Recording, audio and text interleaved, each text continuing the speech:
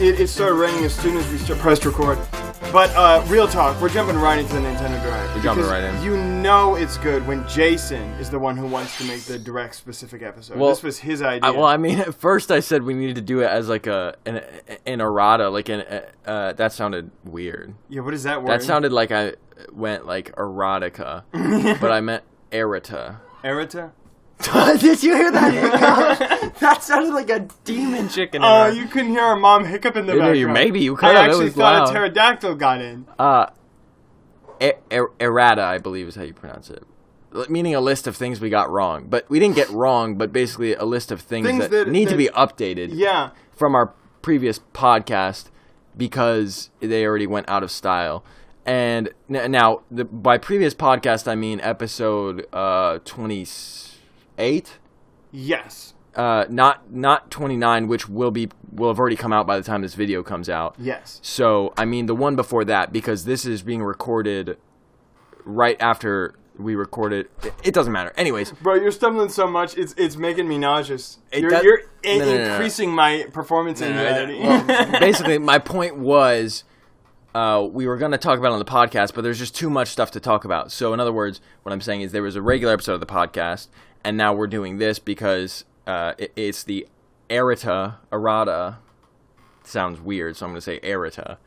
It's the addendum to that podcast where we are going to right our wrongs, but also just talk about the Nintendo Direct because it's chock full of content. This is like legitimately like the best Nintendo Direct in memory. Maybe on the entire Nintendo Switch lifespan. Yeah, the only thing I think that makes it like not the ideal Direct is how very Mario focused it was. Like it felt almost completely Mario themed.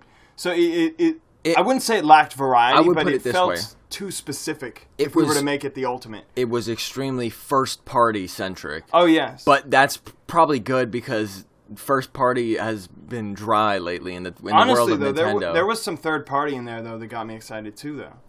I just mean compared to previous podcasts, what makes it more exciting is that there were so many big first-party announcements, whereas lately it's been kind of a drought in that regard.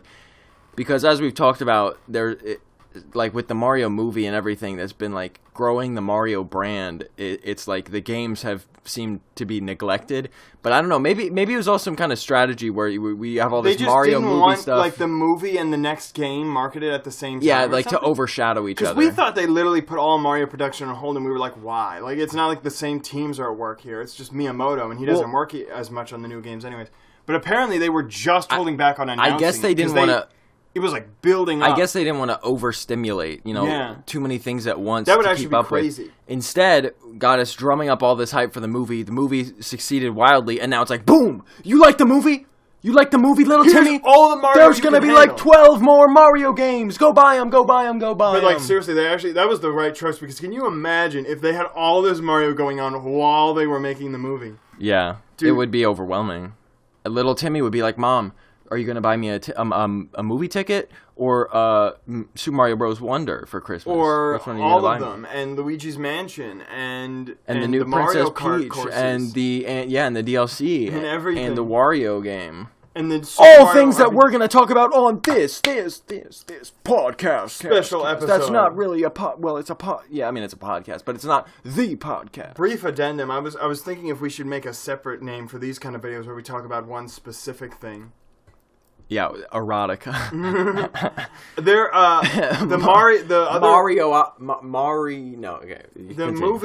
Mario movie ones we did are in a separate folder on my computer. Oh, the one that I'm never gonna click on ever. I don't even want to give it a view. Really? No, the second one. The first one I did, but the second one is it would give me trauma if I clicked on it. But you know what's not going to give me trauma? This one, because this one's going to be interesting and engaging. Because you're interested in it. So let's actually talk about it now. You know what might give me trauma? Those red-eye bulborbs chasing me around at night. Yeah. Those were pretty creepy. We were actually just talking a while ago about how both of us, the original Pikmin scared us.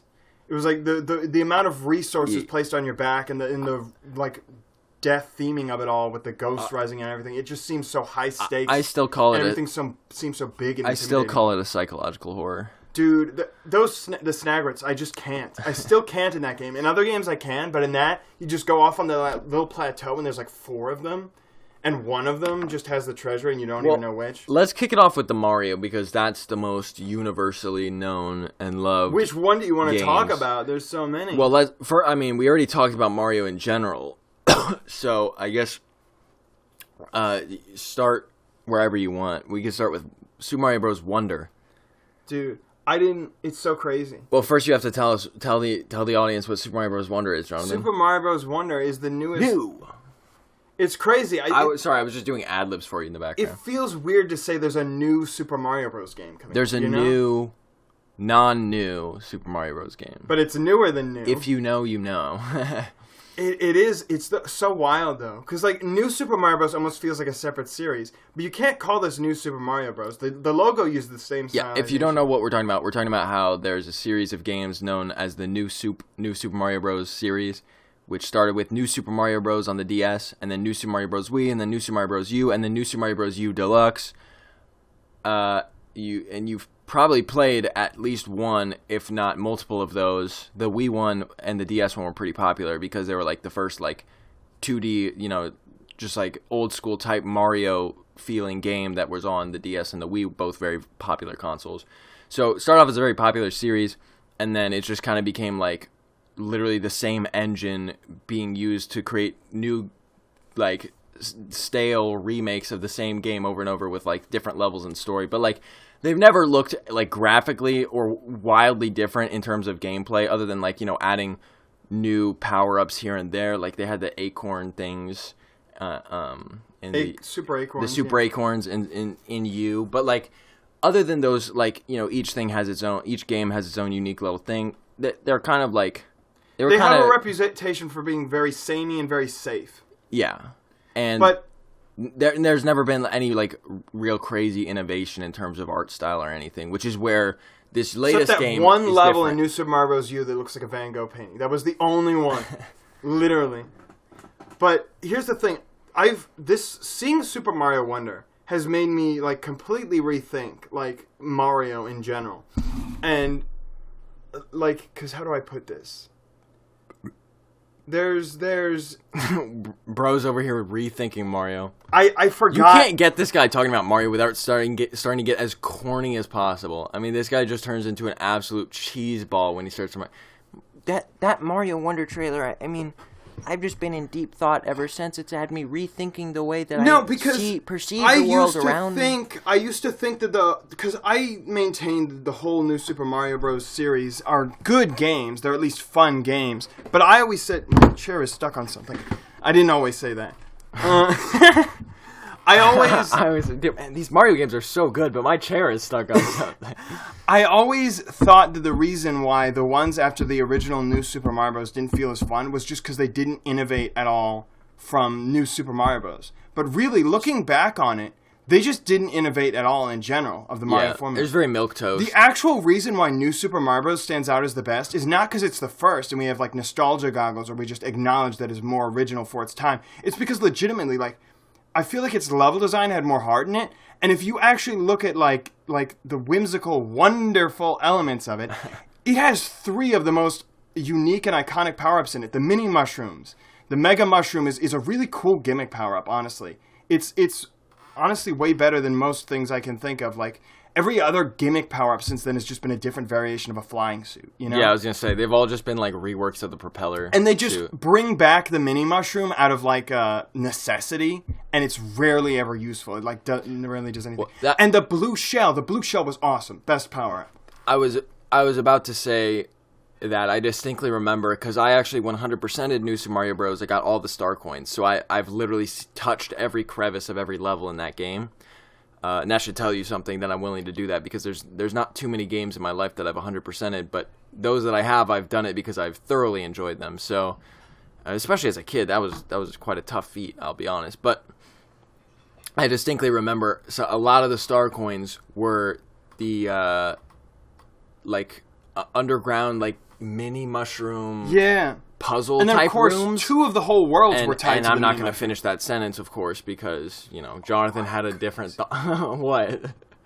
Are you about to rage Just at me? Just keep going. What? I'll just hold up fingers and say 10,000 things after you're done. I mean, I just wasn't even the end of my sentence wasn't even in sight. No, it's fine. It's fine. We need to get through this early on. Just keep going.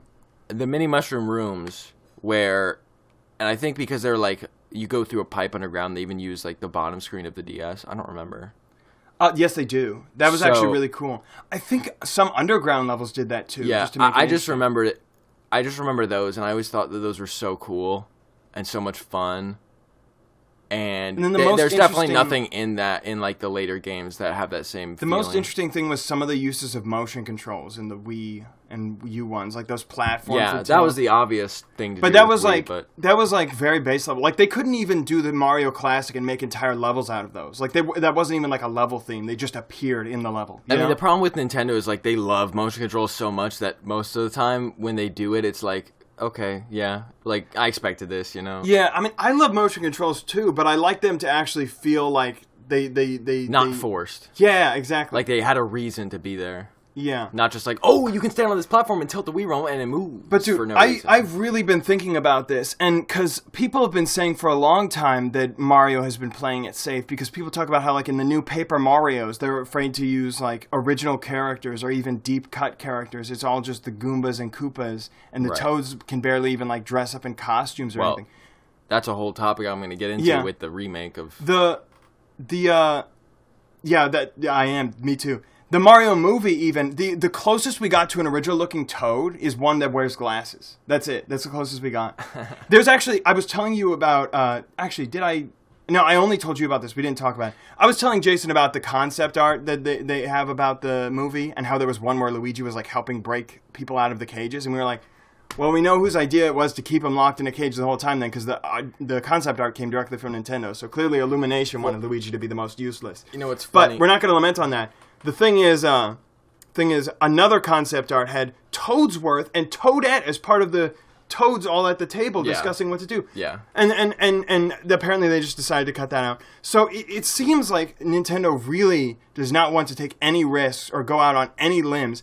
And yet, what this Mario Wonder, and to a lesser extent Mario Odyssey before, has really made me realize is that has been like the most Mario thing from the beginning, is going out on limbs and doing crazy stuff. Like, that's what it's always been about. So this last period of Mario where they've been playing it so safe has been like the anti-Mario of Mario. Because literally, the first Mario game, you're literally in you're a plumber who falls in a pipe into a magical world where a giant turtle stole a princess and there's floating money in the sky. It's like, it makes no sense. Nobody would have just thought of that. It's just stupid and crazy, but fun. Do you know what I think the problem is? I think that there's so many people... Like, there's so many people who, if you ask them how many Mario games there are, they'd be like, I don't know, there's like a billion. But back in my day, I played Mario 3 and 4, and I played Mario 2 on the Wii, and it's like, what are you talking about? It's like that one review that was like, since when does Mario, for the movie, that was like, since when does Mario turn into a cat? You can't keep up with all the new stuff. And they want to appeal to people who can only retain so much Mario knowledge and haven't been retaining any in recent years. They want to make sure that there's like a mainstream audience of just like little kids whose parents can be like, oh, it's the new Mario 5. Let me buy it for my kid. You know? But that's the sad thing. Because but if they see something like Mario Odyssey, they'll be like, is this Mario or is this some different thing? Like, they'll think it's like a spin-off almost. So but no, because literally, then the next like mainline game that used a completely different engine, Super Mario Bros. 3, they have him like turning into a raccoon, and that makes it so he can fly, and they completely rethink the level design structure. The map is like a board game. They even say that in the manual. So they've just always been throwing out crazy stuff, hit or miss. Just so you know, he's emoting right now as he's saying this. But no, really. And then the next game, suddenly, everything's dinosaur themed? Since when have there been... I mean, I can see why the people who made the 1993 movie were confused with all the That's why Super Mario World is my favorite game. Yeah, exactly. But no, and I mean, literally, what other game series... Don't forget the best part about Super Mario World, which is that you can pick up and throw things. True, but I mean, they've had that since 2. No. Speaking of... You can throw things up, and you can throw springs and you can throw up switches, and there's keys. There's a lot more things you can do. It's a surprisingly fun mechanic. Well, you can stomp on Goombas and then throw them. You can spin jump. I love the spin jump. And that too, yeah. But here's the thing. Because literally, Mario is so defined by being undefined. What other game series, from the get-go, can you make the sequel literally a reskin of a completely different game and it just fits in? Because Mario is just whatever's fun and is, like, roughly a platformer. They saw the formula of like the FIFA like sports games, 2K games, where every year you just come out with the same game, but slightly different. And they're like, that's what we need for Mario. Yeah, but that is antithetical. And when I saw Super Mario Wonder, I was like, this is Mario again. Like, this is Mario made with the design philosophy that Mario was built on. It's actually funny. There's a Mario fan game that's pretty popular called, it's like Super Mario Forever. And there's a lesser known sequel to it that use like Flash style animations of like screenshots of official Mario renders. And it looks very wonky, but in a weird way, it reminds me of the art style for this game. Because it almost looks like a mix between drawn or like rigged animations and 3D models. It has to me, the style had almost like a, not quite like Cuphead, but like that similar kind of old school cartoony with like the facial expressions and stuff. But even the style is unique. Like, think Super Mario Bros. 3 does not look like Super Mario Bros. Super Mario World does not look like Super Mario Bros. 3. New Super Mario Bros. Look like New Super Mario Bros. 2, look like New Super Mario Bros. Wii, look like New Super Mario Bros. U. Finally! And yet, they still kept, like, the expansive detail of the new Super Mario Bros. Series. You get these gorgeous backgrounds, this beautiful stylization. But Mario, have you seen his animations? He looks so characterized. If you do, like, hold down the jump button, hops off of enemies, he's, like, wobbling, like, trying to keep his balance. You do big jumps, he does, like, a switch with his arms, and he, like, pushes them back. It's crazy. He's loading again. And, again, I'm replicating Mario. The best part is that he has a frowny face. You can actually see his mouth. They drew a mouth. Yes. You, like, never can see his mouth unless he's jumping and it's, like, slightly open. I actually stylistically like it when sometimes you can, sometimes you can't see his mouth. But really, that's how they did it. Yeah. I know. I'm saying I like a little bit of both. But the problem, like seriously, think about this. Mario and I want to see if this is changed or addressed in any way beyond what we've seen in the trailers. But think about the size of televisions today. I think you can see where I'm going with this. Think about the size of like an average living room television that you might be playing with your friends or family a new Super Mario Bros. Game on. Think about when you don't have a mushroom, you don't have a power-up. Think about how small Mario is. He is literally one block in size. Like one brick block in size. He would be 16 by 16 You pixels cannot or less see in the original. any detail. And, like, the problem is back in the day, playing, like, on a NES, you're probably, it's a really small TV compared to now. Like, a small CRT. You're probably closer to it. Yeah, like, and the screen is, like, smaller tile by tile wise. Right. So, Mario being the size of a brick block, perfectly visible. More than visible. You know, you can see the details, and it's also pixels, so, like, it's more crisp in a sense. But literally with the new games, I mean, maybe it's just because I don't have perfect vision, but to me, Mario, when you're small, even when you're big, but when you're small especially, it's literally like just trying to hunt down a small red blob on the screen. Well, it's made harder when you're playing 4-player and there's everyone and everything's around. Moving. That's what I'm saying, though. Like, who cares if there even was a style in the other games, because you couldn't see it. And I think the problem with just doing like a straight up 3D model, like in the other games, is that the 3D model is not stylized enough to be very clearly visible and expressive in a 2D environment, a small 2D environment. So the thing that stands out to me about this is that you can actually see facial expressions, you can see body movements more because they're exaggerated, and that lets you see them even when you're at a smaller size, smaller on the screen. And that's what I think the other games really lacked, because even if they had animations and expressiveness, it's hard to see it unless you exaggerate it to a big enough extent. So that's what I take away from. I will say though, I actually, speaking of like the screen size, I've always liked the feel of the retro games where, like I said, it has a smaller tile by tile. And I feel like they went for I haven't actually measured it, but I feel like they, compared to the new Super Mario Bros. Games, especially Wii and U, obviously not so much Bros and Bros 2. I feel like they got a bit more closer to the screen. Like, it's not as many tiles by tiles wide. Just going off the trailers. Do you think so too?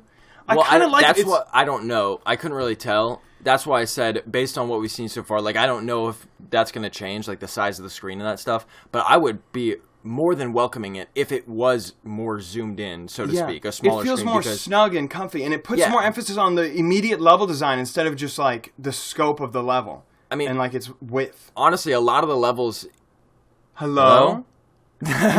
Okay, our mic just cut out. The microphone just stopped working. Yeah. So repeat the last few things you said. I'm just going to say... We should have gone back and played to see exactly it doesn't matter. Basically, I was saying a lot of the levels in New Super Mario Bros. Games, especially like, I'm thinking like World 1 levels. Yeah. Literally... 3/4 or more of the screen is air with nothing in it. Yeah, it's like a 4-story level, and they use the top floor just to have like 1 star coin for when you get the propeller mushroom. And now I get the one problem with it, why they maybe need a bigger screen is because of... the 4 players. Multiple players that can be all on different places. There's definitely I can get into that later. What about this, and this is what a lot of games do, you can have a dynamic camera that zooms in when players are closer together. Yes, like zooms Smash out Bros. when they're far away. Why not? It does do a little bit of that, but it almost feels like it's defaulted to zooming out. Yeah, I does it even? I've never noticed I feel like I can see it in my head. Like when you really separate, especially on the Y, it does like zoom out a little. But we haven't played them in a while, so it's hard to remember. I think it does that on levels that have vertical scrolling, but on levels that don't, I don't think it does that. But in any case, that would be awesome if they did that. And it's like that it feels like... I don't know, it feels like the only reason not to is if they're really trying to hold on to being retro with like a fixed screen camera and everything, but like, come on. I think it'd be awesome if they do things to zoom in so that you can see things more clearly, and like you said, it makes it feel more like snug, and you get to appreciate the aesthetic more. Across the era of play it safer Mario games, I've always felt like there were 2 different design approaches: multiplayer focus and single player focus. Like the handheld New Super Mario Bros. Were very single player focused. The home console ones were very multiplayer focused. 3D Land, again, handheld, felt very single player focused. Very tight screen, very direct level design, very focused on mechanics. 3D World had a lot more open space, camera zoomed out, very multiplayer focused, and most fun when it's multiplayer. Like, I actually genuinely think that if you're not playing those games multiplayer, you're not getting the full proper experience. And then you saw they made Odyssey, and it was like a return to the old school style of single player 3D Mario. That on a is home console. It sort of feels more open because it's exploration based, but it's still single player focused, so they found like a compromise. I feel like this is a compromise too. It feels like the perfect in between where it's not the huge screen, empty space 4-player, but it does still work with 4-player, but it also it looks like it'll be really fun with single player too. Well, and hopefully along with that, hopefully there's content outside of just the story, because that's something they haven't done in forever with these kind of games. Hopefully there's content, some kinds of mini games or anything, auxiliary to just the main storyline in the game. That would be cool as well. Single player or multiplayer, either one. I think that's something like the old Mario Bros. Mini games in Super Mario Bros. 3. Or even like the Toad Treasure Tracker. I'm thinking levels. of 3D World where you had those like special bonus levels. Yeah, the Treasure Tracker ones. Yeah, and then the Mystery Box. The Mystery Box is what I was talking about, but also the Treasure Tracker. Stuff like that they did in that game. It doesn't have to be that crazy, but bonus levels and things like that literally have been around since Super Mario Bros. 3. Like why not? Why not add that kind of stuff? I feel like it's just been like playing it safe before, but I think that's places they might go with this game. Hopefully. But yeah, people are, and I'm in agreement with them. This is literally like a new direction for Nintendo. Where I remember, because the Pokemon series kind of gets on my nerves, and they led into the Direct with it. And I was just, in my head, I started going on a rant about how more people need to stop trying to just like make the next generation of what already worked, and just make what's fun and still fits close enough within the branding to be in the genre. And then just go as far in the make it fun direction, and then just keep it within that style. And that would be the perfect product. And then literally Super Mario Wonder showed up, and it was exactly that. Also, speaking more about talking about characters, original characters from before, I know they're not like the craziest thing, but I do think it's huge that you can play as not just the basic 4 that have been in every multiplayer game. Oh my goodness, yes. Peach and Daisy. Peach, the Yoshis. Yes, dude. It makes me think of, there's an old interview with Miyamoto talking about... Which I just realized that must mean that Yoshi is not obtainable in the game, if you can play as Yoshi. Yeah, you can ride him, though, still. That's crazy. Can Yoshis ride Yoshis? That's so crazy, though. But this is the crazy thing. There are so many questions here about, like, This is why I think Nintendo didn't want to do this, and I think Miyamoto was really against it for this exact reason. Because, now it's less in Miyamoto's hands. This has got to be Koizumi's working. Because what he did with Odyssey was amazing. Out with Miyamoto. Yeah, dude, he's an old head. I don't think Miyamoto has no good ideas, but I think he needs to step back a little. He needs to step back a little, and Koizumi is literally doing everything Miyamoto used to do. Yeah, he's actually God. He's literally... not that. But he's doing everything Miyamoto used to do back in the day. God. Possibly even better, but probably just with better software. Dude, I can't wait to play as Daisy, for real. Dude, yes. But seriously, I mean, literally just saying that, the fact that Daisy is a playable character in a mainline Mario game, like, that's otherworldly. Like, that is ground... I mean... If they Waluigi fans are seething. No, if they literally like dropped DLC where they just like made Wario playable, like that would be that's what I was gonna say. So bizarre. But they would do it in this new generation because already this is where I'm saying Miyamoto wouldn't have made this decision. There's a classic interview that people love to pick apart and make fun of him for, where people asked Miyamoto why Peach wasn't playable in any of the new Super Mario Bros. Games, and his original first throwaway was she's kidnapped. And it's like, well, you can change the plot. 3D World did that, although that wasn't out when they made the interview. Right. But his follow-up and more detailed response was that they didn't want to have to animate her dress. And then what a great reason. And then the interviewer followed up with why not Wario and Waluigi, and then he was like, well, it's nice to have Mario, Luigi, and the Toads all have a similar build, and they control roughly the same way. Although that's kind of not true. Luigi, Super Mario Bros. USA. Yeah.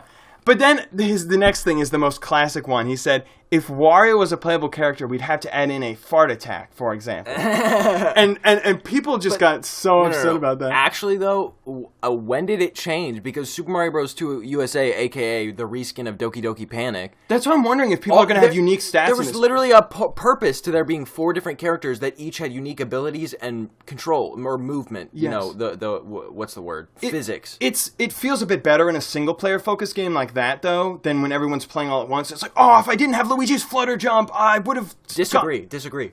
I feel like that enhances the teamwork aspect of it by tenfold.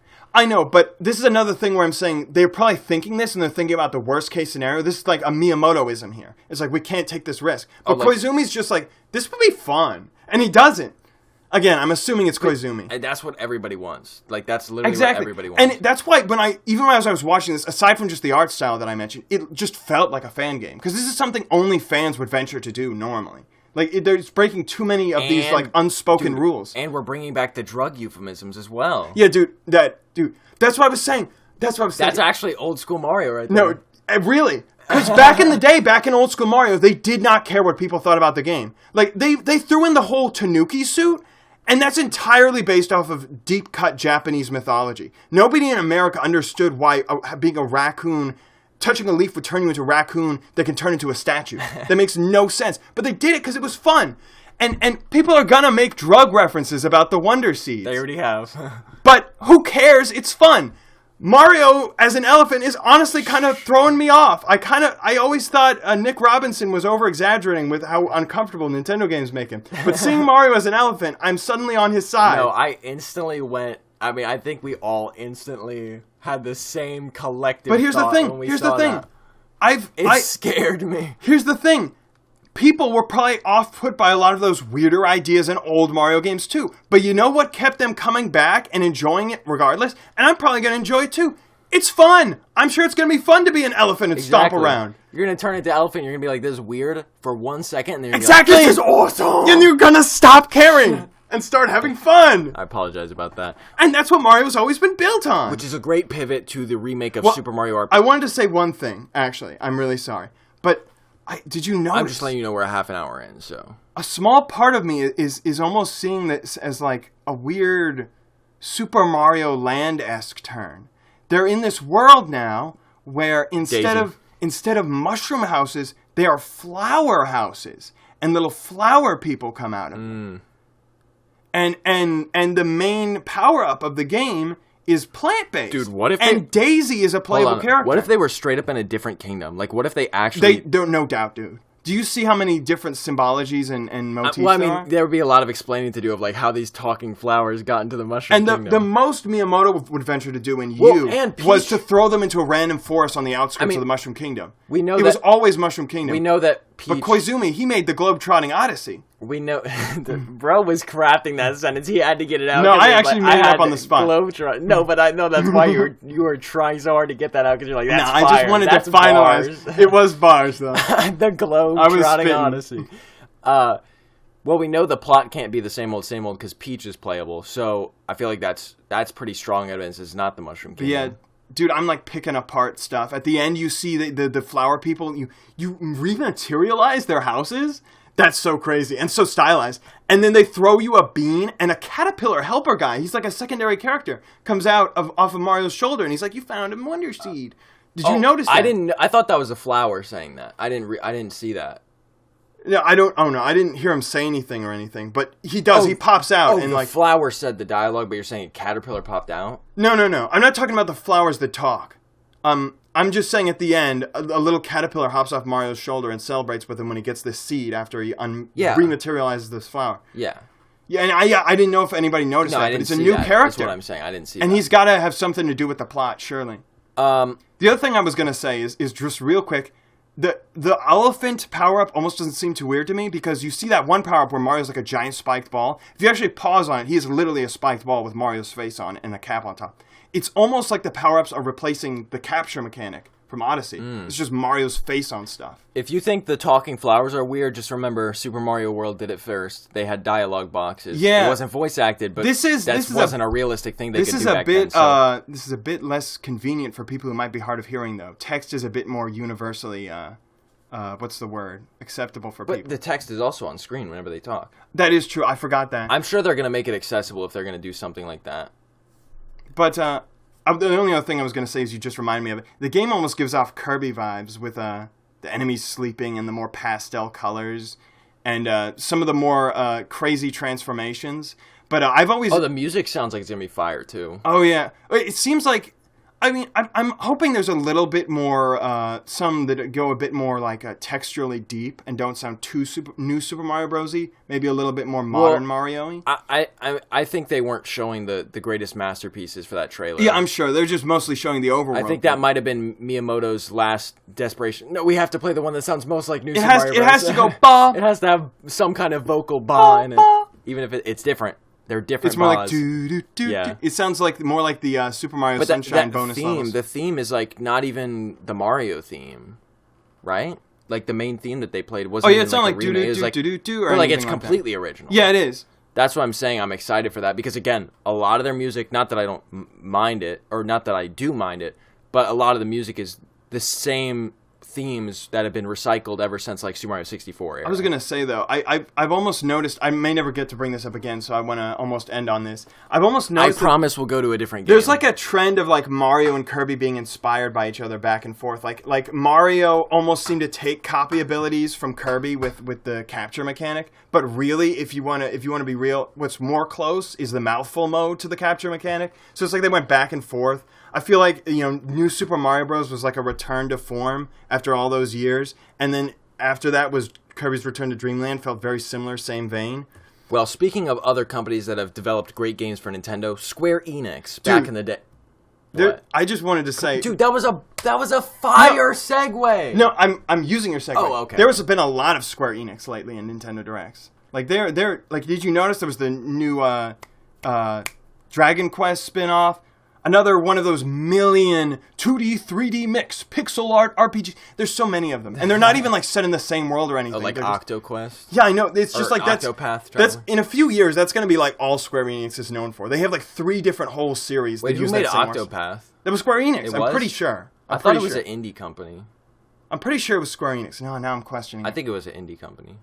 Anyways, we're talking about the classic, the cult classic maybe even, SNES game developed by Square Enix, Super Mario RPG, Legend of the Seven Stars. Quick disclaimer. I got this spoiled for me because I was at a job. I'm employed now. And I missed it because I was too busy working. I saw it pop up on my phone. I was like, of all times for there to be a surprise Nintendo They were just like randomly like, yo, 10 a.m., meet me, what's up? And then I covered up my eyes to navigate to Nintendo's homepage to watch the live stream, and I was like, I'm safe. And I took it off, and I forgot the recommendations on the side. And they're all just the highest, most hype trailers already sitting there with the thumbnails spoiling everything, like a Professoria game thumbnail. I have to say, this is probably the biggest... No, it's definitely the biggest surprise out of any of the things revealed in the Direct, for me. It feels so improbable. Because now it's like meta. No, it seems impossible. The mandates on Mario are now not just within the game design itself, but within how they treat the IP. Like, I thought... And also, Square Enix just seemed like really like Nintendo now. Because that was a whole thing back in the day. Square Enix like abandoned Nintendo with the Final Fantasy series to go on to PlayStation because they had higher graphics and stuff. The whole IP wars with Geno. Yeah, and now it feels like they're really back on Nintendo's side, which is almost poetic because Alpha Dream was like the last bit of Square Enix. Yeah, it was the last bit of Square Enix that stuck around with Nintendo. They were literally ex-employees who wanted to work essentially more with, or ended up working more with Nintendo. Well, let me tell you something. But now... I'm not going to go that far. I was going to say we don't need them, but Square Enix is really on Nintendo's side now. This seriously is a miracle, though. Like, really. And, like, if it weren't for the spoilage, I would have been like everyone else, seeing it on screen and just be like, oh, Virtual Console, that's unexpected. Yeah. And then a glitter twinkle comes in, and it's like, hold the phone. And then... I guess people maybe were already wondering why the game was not a Virtual Console, and then maybe the thought is just, okay, it was Square Enix, and maybe it's just some kind of IP copyright issue. Because, like, keep in mind, but it's there's still, like, only, like, 2 tracks from Final Fantasy and Smash Bros. Because they didn't even want to put music from in there. That's so crazy. But then you look at it, and they got Dragon Quest and, wait, Square Enix, is that Dragon Quest? I don't know, bro. I actually don't know. I'm messing up, but there have been a lot of Square Enix games. I can be the Jamie. Just fill There are a lot of Square Enix games, whether Dragon Quest is one of them or not. I'm kind of just surprised how many RPGs Square Enix has under their belt at this point that I'm legitimately questioning. Yeah, it's Square. Oh, okay. While you're at it, you might as well look up Octopath. I will. Dude, Square is just... Nintendo, in a different life, could have been... I just looked up Octopath Path instead of Octopath Path. I feel like in an alternate timeline... It is Square Enix. I was right. I feel like in an alternate... it's along with, I think...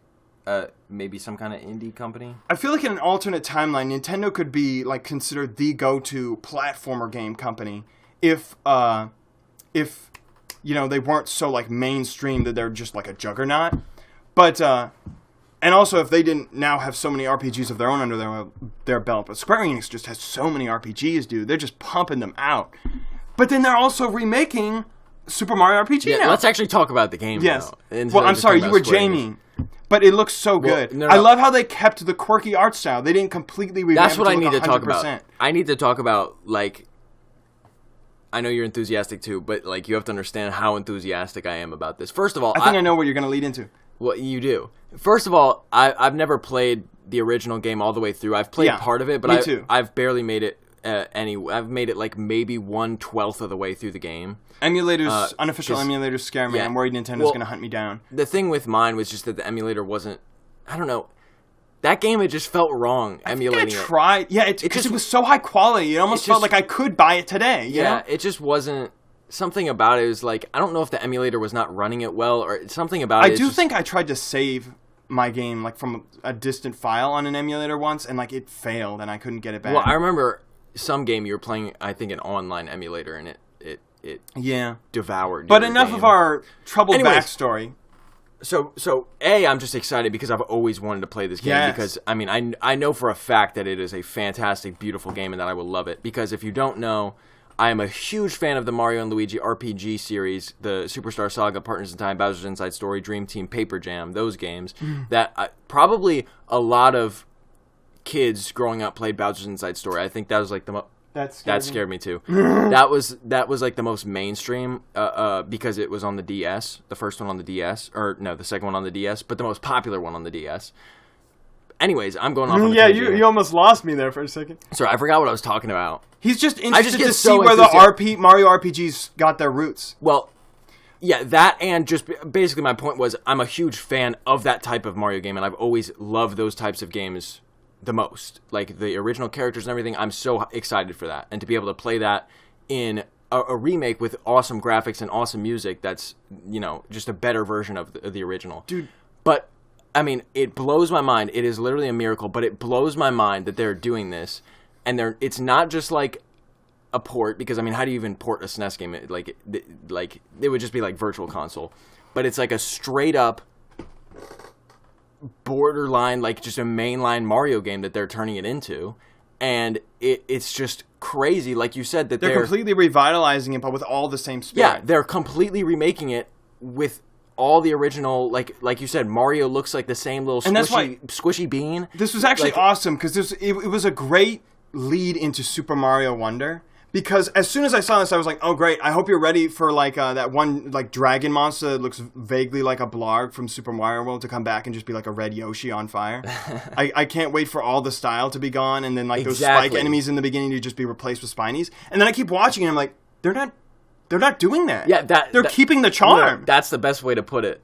Like, literally, my first expectation when it comes to that is, like, okay, so they're going to, like, remake the game, but it's not, like, going to be a full remake. It's going to be, like, they'll replace blank with, like, Toads. They're going to replace blank with Goombas, so on and so forth. Because that's what they did with the remakes for Mario and Luigi. Like in Superstar, the Superstar remake, those really weird, quirky, almost off-putting Boomerang Bros they have in that game.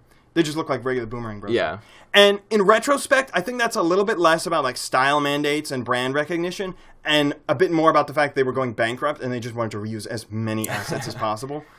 But the charm was gone, and it made me sad, and I was expecting more of that.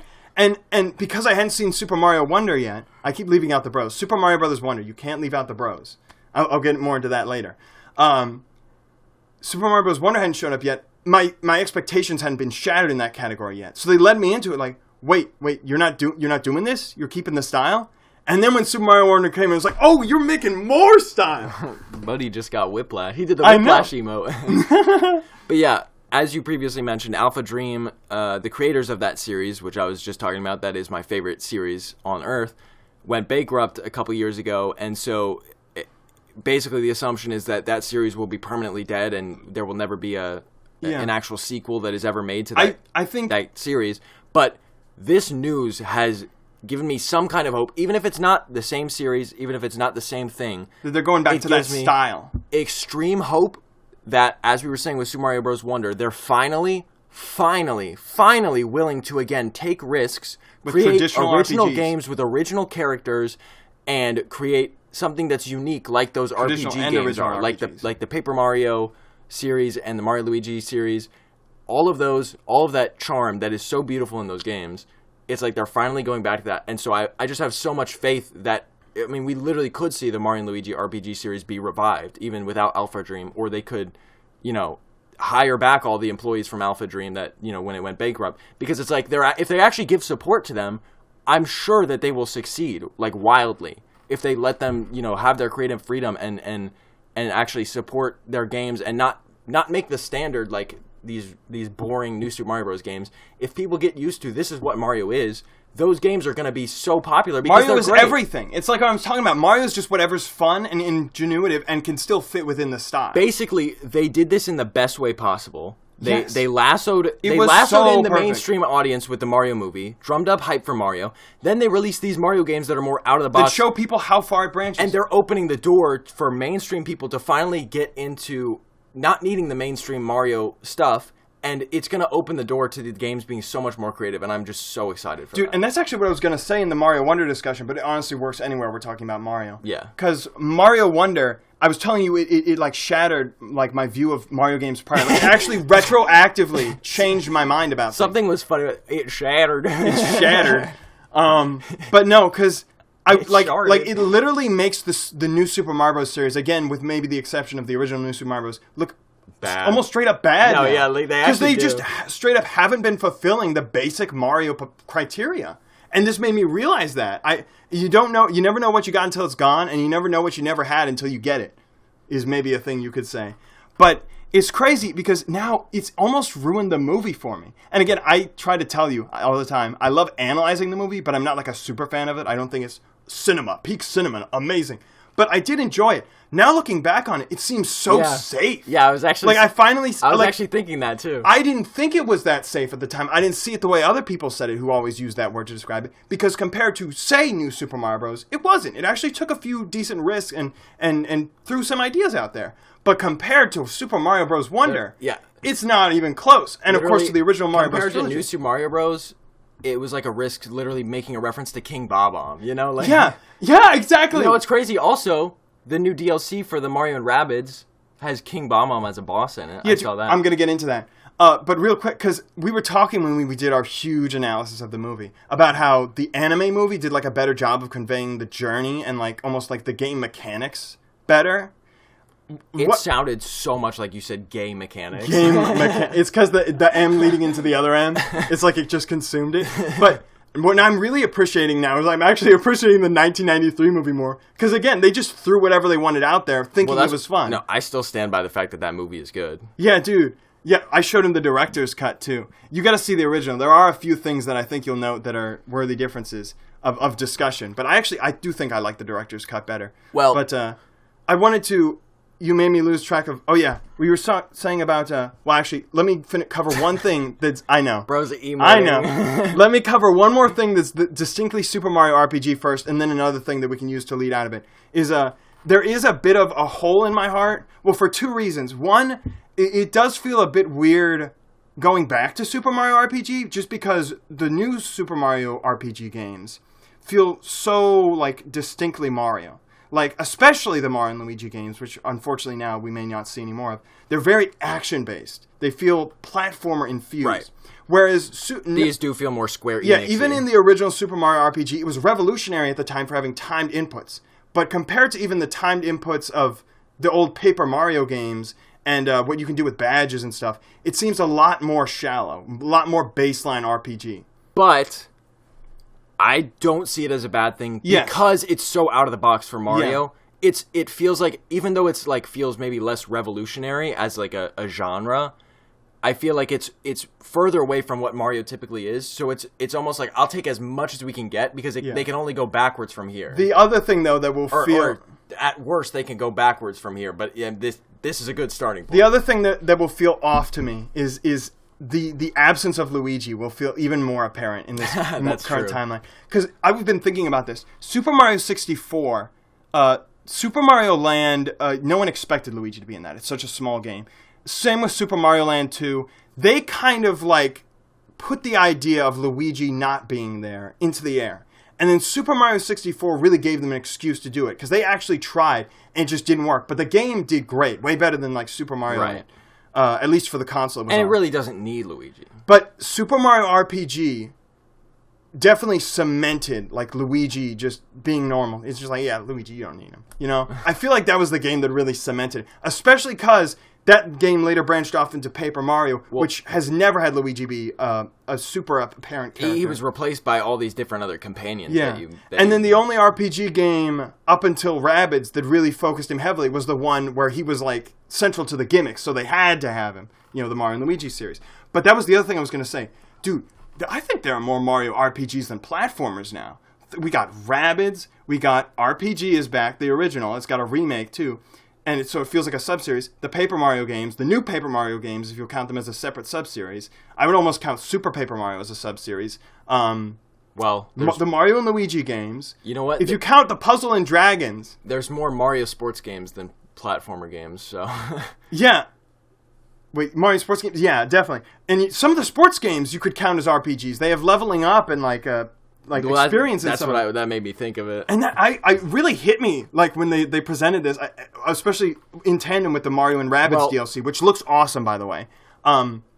There's a lot of Mario RPGs. It's actually kind of crazy how much genre hopping Mario does. Why I was going to say, and this is going to be my final closing comment on everything Mario, or at least those two games. Yeah, it's nice that they showed both of them together in the Direct, and I think they did this on purpose to basically, in my mind, this was a direct communication that there will still be two overarching genres of Mario. Yes. Mainline platformer Mario and all kinds of amazing RPG-style spin-offs or whatever kind of spin-offs with original characters and more creativity, more so in the sense of like character design and world design, more creativity than the 2D Mario. Speaking of spin-offs with original characters. Which, both are good. Like, it's good to have both. Yes. And so I think it's really good that they basically... They showed the scope in one direct. Yeah, they basically set up, like, this is the path of Mario going forward. It's like, hello, welcome... 2D Mario games, except for they're going to be cool again,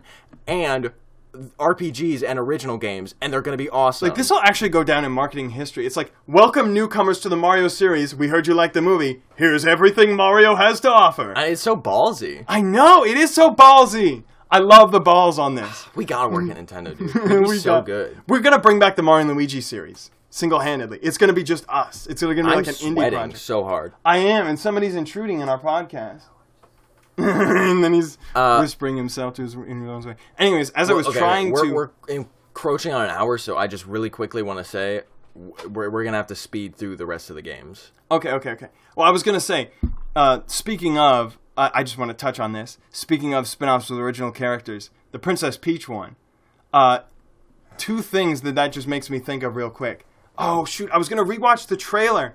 It almost had this weird aesthetic where it was like she looked like she was on a stage. Do you remember that? She did look like she was on a stage. Which made me think of the Paper Mario games. But that was my first thought, too. It was weird. And then it had like a galaxy vibe to it with Luma-esque creatures. Yeah, and then it looked like she was fighting with emotions or something again, which made me think Super Princess Peach. I didn't see that. It looked like she cast a blue spell and someone started crying. Oh, well, that is very Super Princess Peach. I'll have to I forgot to reanalyze it. Not another PR nightmare. But what was crazy to me is next to all the other Mario games, it seemed the least stylized, and so it almost seemed like incredibly bland on its own. But the thing is, it's like a beta. Like, they just showed very early work on it. And that's crazy, because I was watching like a YouTube video about the good old days of Nintendo Directs, where they went out on limbs, not just in the games that they made and presented, but in the way they presented those games. And it threw me back to that. Do you remember when they showed off... You might need to tilt a bit. Really early beta footage of Super Mario Maker and Yoshi's Woolly World, and they had completely different aesthetic designs. Yeah. It feels just like that. Yeah, nowadays... They have not had the balls to do that in a while, but nowadays, they got ballsy. It's like literally like... maximum 5 months before the game comes out. Oh, by the way, this game is coming out in 5 months. Yeah, exactly. It's crazy. It's actually weird. That has been their business strategy for so long. They like announced like it's coming out in a few days. Like Super Mario Aces snuck past me. I remember. The only thing that I can think of that was different is Smash Ultimate. I feel like that one had a pretty long development time after being announced. That's just kind of in the nature of the series too, though. But do you want to talk about? Actually, we might as well wrap up everything. Vaguely let's just go Wario and then wrap it up. The Wario. It kind of threw me off. It's not expecting it. I was not expecting it so soon. It was hard for me to feel as into it. Like, I feel like Get It Together had like a stronger intro. We're like coming down the street and we zoom in and we see the new WarioWare ink. And this one almost felt like the opposite. It's like, by the way, WarioWare. Yeah, it felt like the opposite of Mario Bros. Wonder. I was like, by the way, we're going back to, like the standard WarioWare gimmicks with like, you're going to use the motion control. What it really is it's smooth moves too. Yeah. And I'm wondering if they're going to do what Smooth Moves did, and like at the beginning of every intro, they're like, hold your Wii remote sideways. And it's like, because it reminds me of the new Mario Party games where they always ask you if you want to practice first. It's a bit of a like put on the brakes before you go, which is not something you want for WarioWare. They did as good as they could with WarioWare Smooth Moves, but I'm wondering. By the way, we haven't played. Yeah, so. I used to watch a ton of gameplay of it though, just because I thought it looked so cool. Grain of salt, but. Yeah, it just kind of like was like, by the way, WarioWare, and but it's got this island resort vibe to it. So it's like they're on vacation. I didn't get that. You didn't see that? I didn't notice that. Wario's like... I didn't rewatch that trailer, so... In the intro part, Wario's running from like through the palm trees in like island tropical getup. He's got like a straw hat and like a Hawaii shirt. I forgot what they're called. Tropical... What do you call them? Floral. Yeah, but those things. But he's running from like these guys in like traditional like stereotypical tribal masks and stuff, and I was like, "Oh no, that seems no." And I was like, "That can't age well." no. I mean, they're generic. They don't look like they're supposed to be any specific Nintendo culture. always does this. No, Nintendo. There's no. They always. It's like, bro, they're gonna get Game & Watches feathered away. Literally, though, I feel like it's just like the culture is a lot removed in Japan. Yeah, they do not. They cannot keep tabs on everything we consider culturally inappropriate. They don't have. And, like, it makes sense. It makes sense why we consider it culturally inappropriate because of, like, the history of the country we live in. But they don't have it's not that, like you're actually causing harm, well, inherently or automatically by using this imagery. But, like, in the culture, it feeds into something. In the context of America, it's a lot different than in the context of Japan. Like, if it was released only in Japan, nobody would care. It wouldn't mean anything. But it's different in America. But anyways, that's a tangent. I want to see, though, if they can match... Well, for one, I want to see if they bring back all the cool extra little mini games that you unlock and stuff, instead of just presents that you give to little chibi versions of your characters. I was so missing that. I was like, where are all the tiny games? That's why I'm curious, and that's why I said, because I think Get It Together was really good. I think that it could have had more content. It's a little short, but it didn't go deep enough. But I like that. I like the direction they took it and how it's good. Different. Good and foundation. I like the idea of like it being like you're within the game kind of thing. So this is not necessarily a step back, but it's not like they're doing something new. This is just like a more like mainline Game & Wario, not Game & Wario. I mean WarioWare. It's less like Game & Wario and Get It Together, where those were like innovations on the style. So basically, I'm just hoping that this does something that makes it worth it, like interesting. Yeah, you mentioned like the story. I'd like to see them one up the story too of getting sucked into the game. That was actually pretty original. I like the way it played out with them like rescuing everyone and working together to fight the final boss, like a giant fart cloud or whatever it was. And I also want to see them somehow find a way to beat the title screen theme. That thing is so catchy. I wish I could make that sound. That sound font. Very like Mario Paint-esque.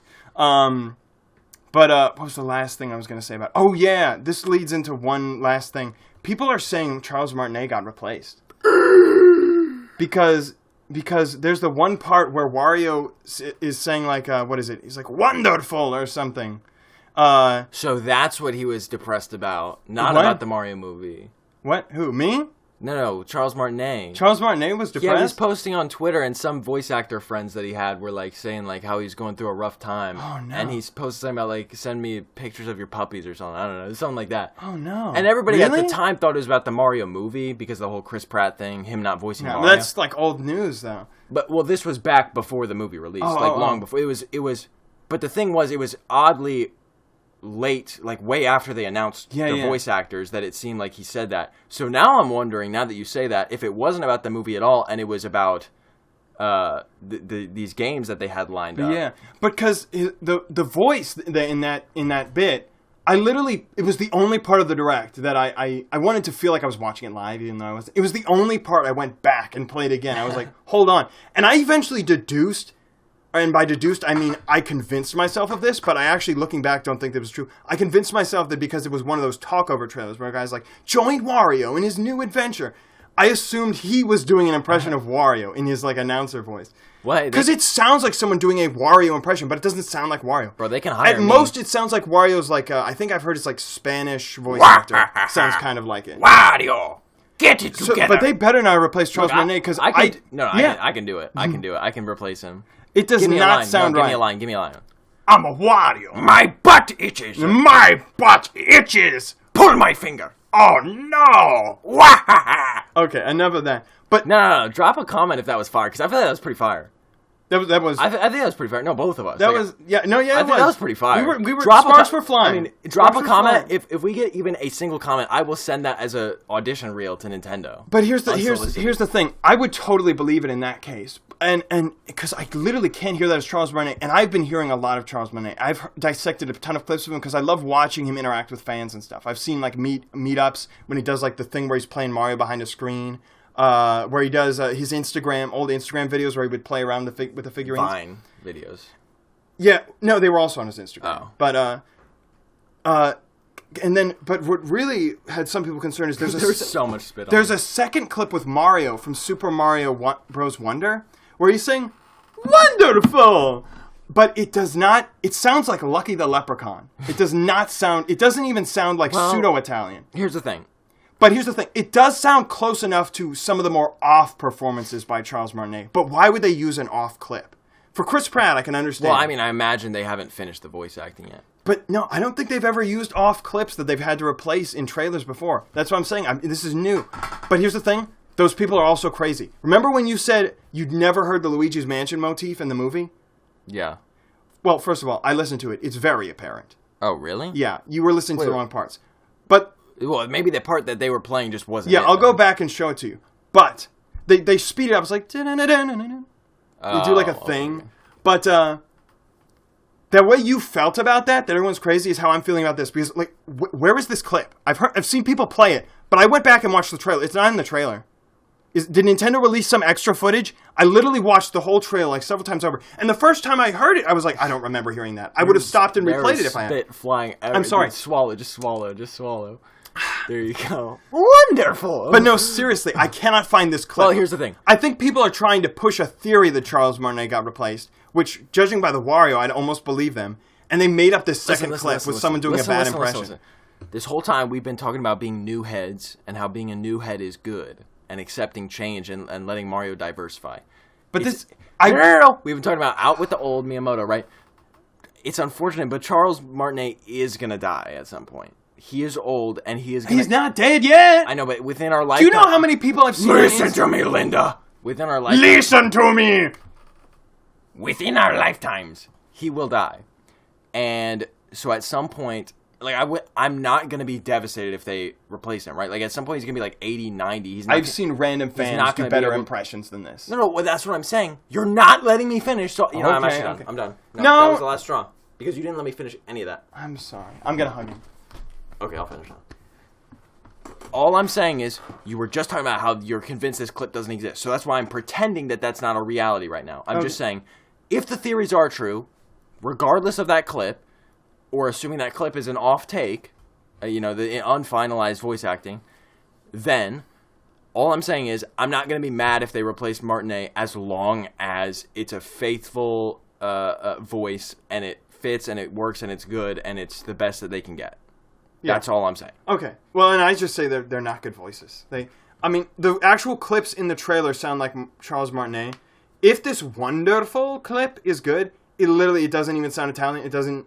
It sounds, again, like an off-take of Mario. But the accent is terrible. Bro, imagine they It doesn't even sound pseudo-Italian. Chris Pratt is now the full-time voice actor for the Mario That's definitely not Chris Pratt. series. Chris Pratt would actually probably do a better Wonderful. It was a joke. I know. Oh, but the joke? You. No, I'm doing like a finger over my I just think that was a good way to point out that I think Chris Pratt would almost have done a better Wonderful than that. I think that was just a bad take. Speaking of Chris Pratt, Pikmin 4. Yes. Something about Guardians of the Galaxy. Yeah, exactly. Dude, Pikmin 4. I'm slowly starting to like the mechanics that I originally said I didn't like. Can we just jump in hot with the Dandori thing? Dandori. Yes, I can't believe Miyamoto actually he threw out that terminology. You see, this is what I'm saying. Miyamoto's not. He's not good for nothing. All along, there was a reason why he randomly said that. Dandori, dude, that's so crazy. Do you think that guy is Olimar? Who challenges you to the Dandori battles? Is this sarcasm? I mean, he looks like... No. Are you just making this discovery? No, I am, but I can't... I noticed I noticed it immediately. Listen. I'm still struggling to accept it. Like, he died? Because we know what happens in Pikmin 1. That's what I was about to say. That's why I started this by saying, let's just jump right into it, because I was about to say, that Dandori guy, is it Olimar? That's what I was going to say. Dude, that's my introduction. I can't believe Olimar dies. Listen, he's wearing the exact same suit. He has the exact same nose. He has the exact same eyes. Like you said, we know from Pikmin 1 that the Pikmin turned him into a fellow Pikmin once he ran out of oxygen. He had a black sprout. He did have a black sprout, but I'm assuming that it's just a retcon. Can they turn him back? He died. That's what remains to be seen. But here's the thing. This is actually crazy. It's realistic. It's realistic because if we're assuming that all these 7, Federation Force, whatever. Federation Force, wrong game. Came to save him, they all got lost. Yeah. Then it's reasonable to assume that he was there way too long to survive. He ran out of air. So it's almost basically guaranteed that this guy is Olimar. Bro, He's dead. But he's not dead. That's the thing. They killed him off. But the thing is, he's not dead. Nintendo's been giving him less and less spotlight, and then they killed him off. The thing is, he's not dead. But he's not dead. The question is this the end of Olimar in the Pikmin series? That's what I am wondering. Dude, Nintendo's taking some scary points. They're going... Are they going too far now? Well, here's what I thought. And what if... This would be legendary if it did this. What if he turned into some kind of borderline antagonist in the game? What if they pulled a Metroid, and this just becomes part of his... character arc in his DNA, true, how Samus is like a Chozo and a Metroid now, and she has like Phazon. That's what I'm saying. Don't get scared. This is character development. This is cool. This is actually crazy. Imagine a Smash Bros. Movie and like Olimar and Samus are like having a conversation about like how they're infused with alien DNA. You know what's really funny? And this happened. I watched the alien that they see as children. I rewatched the Pikmin 4 trailer so many times because I missed so much every time. It was like every time was a whole new trailer. But this is hilarious because Jason's emoting now. Only later on Twitter and YouTube, seeing other people talk about the trailer, is when I connected the dots about Olimar. Oh, it was instantaneous for me. This is the opposite of what you thought it was. No, because I didn't pay attention to his design enough. But here's why I'm about to tell you. I watched the trailer like 5 times, and every time, as soon as they said about the Dandori challenges, I was like, I literally hit the snooze button. I was like, this is the most... It was like when I slapped you on the back of the head. Boring... out of place. Like, why is this in the trailer? This is boring. No, dude, it actually looks so cool. It's like a rival. It's like a Dark Link thing. Shadow Link. That's what I'm saying. You're fighting against yourself. That's what I'm saying. Inner battle. I don't know what was wrong with me. Yeah, what was wrong? I watched it so many times. I literally was like, forward 15 seconds, forward 15 seconds. Like, this is garbage. What is this? And now I feel so embarrassed because it's like, that was like the biggest bombshell of the whole thing, honestly. Dude, but I was comparing him to like King Dedede. That's a weird way to interlude into this. But how King Dedede has been like villain turned good guy turned player 2 turned damsel in distress. That's what I'm saying. Olimar is wearing many hats these days. That's what I'm saying. He went from side character into the background to like secondary character to side plot character. Sage, wise character giving you tips. And now he's your sage and rival? That's what I'm saying. After being damsel in distress? That's what I'm saying. It's almost like a Meta Knight type of thing. Yeah. Well, no, I compared it to King Dedede. King Dedede has worn the most hats, I feel. Well, I'm saying, but in this case, I feel like it's a Meta Knight kind of thing where he's almost like your rival. But you mean like in Kirby's Adventure, he's he like feels the same training you. He's almost like training you, like trying to prepare you. He's like... But that's why I'm asking. He could become he's like a well-intentioned shadow figure. He could become like a borderline antagonist, or at least like a foil character. You know, he actually is very Meta Knight. He's a foil. He's a well-intentioned shadow version of yourself. Say foil. Foil. Yeah. Yes! Who will be attached to a huge plot twist, which is that he's Olimar, and Meta Knight says that he's like a Kirby behind the mask. Now let's... Spoilers, sorry. Other thing I want to talk about, they showed many scenes inside the house, which was a big thing. Dude, at the end, I thought that door was going to open and a person was going to walk. No, there's not. I don't want that. There's not going to be people. There's no way. Post-apocalyptic confirmed. I do get worried sometimes. Post-apocalyptic that we have because there's running electric fans and stuff. Yeah, dude, I know. It's so well preserved. But it makes sense, though, because, like, you know, in Pikmin 2, you find the batteries and stuff. Yeah. Like, it's clear that the technology is there. And if some of those things could definitely survive. And some of them have rust on them, like they barely But that's what I'm saying. If Olimar knows how to, you know, rebuild a ship part by part, I think this technology isn't outrageous to think that it could be functioning still, you know? Well, yeah, how do you think treasure what do you think the objective is going to be? Because, like, you're collecting treasure again. What do you need the money for? Are you fighting to stay alive? Or are we going full Pikmin 2 where you have all the time? That's what we remain to see. Because I am one of those people who is not the biggest fan of Pikmin 2's easy laid back because you have to save the rescue squad. So I feel like there has to be some kind of time limit. It could be a floating time limit like in Pikmin 3, but it's definitely not. It's definitely going to be something like that at the very least. I like how they like combine stuff. It feels Pikmin 1-esque how some of the treasures... Well, I mean, Pikmin 3 kind of did the same thing, and Pikmin 2. But something about the way it's implemented makes me think of Pikmin 1, where you get the treasures and you upgrade the ship and you can do new things. Maybe it's because you're updating the ship specifically, not like your suit or something, which was a bit more of a focus of Pikmin 1. You know, I think Olimar in Pikmin 1 had a black sprout because it was like almost like hair colored. Yeah. But now he's like growing red hairs out of him, so I think it's just like he's like a Sasquatch. Over time, he's just like grown like Pikmin sprout, like vegetation sprout like hair out of him, and it's just turned red. Like I could totally see that just being a retcon kind of thing, but yeah, Because, I mean, his old design is boring, and also the whole point of this is you can't tell immediately, at least, or the characters at least can't. It's sort of like a, what is it, dramatic irony type thing? Dramatic irony, yeah. But in order for that to make sense, he'd have to have his face covered, so it's covered with, like, Pikmin hair.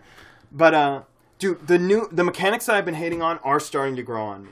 Like, the way you can level up the dog to teach it new tricks, he's like... Remember how in Pikmin 3 we were constantly accidentally throwing the captains when we ran through all of our Pikmin? Oh my goodness, and then they'd be like, oh, help! Oh no! This looks bad! Cripes! That literally relief when I realized, okay, there is going to be no double captains working together. Apparently, they're just NPCs. It's going to be the dog. It's going to be the dog that you're working on. And the dog acts like a captain in Pikmin 2 and attacks slowly but surely. This is why I'm trying to tell you, Jonathan. And you can upgrade him like the captains in Pikmin 2 to do less slowly and more surely. I was saying they were going to do something cool with the dog, and this trailer... I like the smell mechanic too. Absolutely confirmed. I like what they show with the smell mechanic where you see the way the camera is positioned. It makes everything look so big and adventurous. They literally took everything good...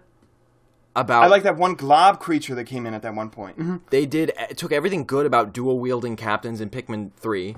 And they gave it to a dog. Ported it to the dog and then removed all the bad things. See, I didn't know the dog was replacing bad things. And then I would be on board. Dog is always all better. The good without the bad, and he's cuter. Yes. He's cuter than... He's got chubby cheeks. This isn't looking good. Or Brittany going, I'm a woman. I'm just kidding. Jason. Old school Jason humor out here. But what do you think about the night zone, the nighttime? Well, wait, slow down, buddy. Well, I'm about to pass out. Whoa. Too much Pikmin. Well, what I was going to say is, because I didn't really finish, I think it's interesting. There's almost like 3 unique feeling parts to the world now. There's outdoor, indoor, and underground. And night. Yeah, and night. But, I mean, that's just like outdoor. But you have... I feel like the indoor is going to sort of be a cave of sorts. I don't. That's where I differ. Oh. I think So you have the outdoor, which is the classic Pikmin environment. You have the You have the underground, which is like Pikmin 2 caves. But then you have the indoor, which has notably seen, like, you have all of the stuff like the electric fans I was mentioning. It's almost more like action puzzle. Like in Pikmin 3, you have like these slides and geysers. It's like a mission mode type thing. You have like integrated into the story mode. The slides and the geysers and stuff that you could use. It seems like the house is going to be much more focused on those kind of things, where it's like movement and almost like puzzle and navigation based, whereas the outdoor is more exploration based. So I think the indoor is going to feel a lot different than both the outdoor and the underground segments. So that's why I think it's cool. There's almost 3 distinct types of areas. And that's, again, not counting the night. This is what I talk about, though. The night mechanic, I was like, oh, that's cool. When it was first announced, like, it's sort of in the background and they didn't go into depth about it. Then I was like, it's scary. Well, no, I knew it would be scary. I wanted it to be scary. That's what makes it important. But it's really gotten my intrigue now. And because I'm starting to... At first, I wasn't sure about the glow Pikmin, because it almost just seems like... I want to rewatch the trailer. You, like, put them in the glow tunnels and your normal Pikmin turn into glow Pikmin, it almost looks like. I can't tell. So it's almost like that's just how the game works at night. That's how your Pikmin operate. Which is cool. I wasn't sure if they were just, like, onions, but, like, they just spawn them passively. But they feel Bulbmin-esque in that they're tied to a specific theme, and they're very special. They operate very differently. Right. So I like them. And they're transient. And they've grown on me more as I've thought about how the game mechanics could function. And it really does feel like a different game mode. And I think they've...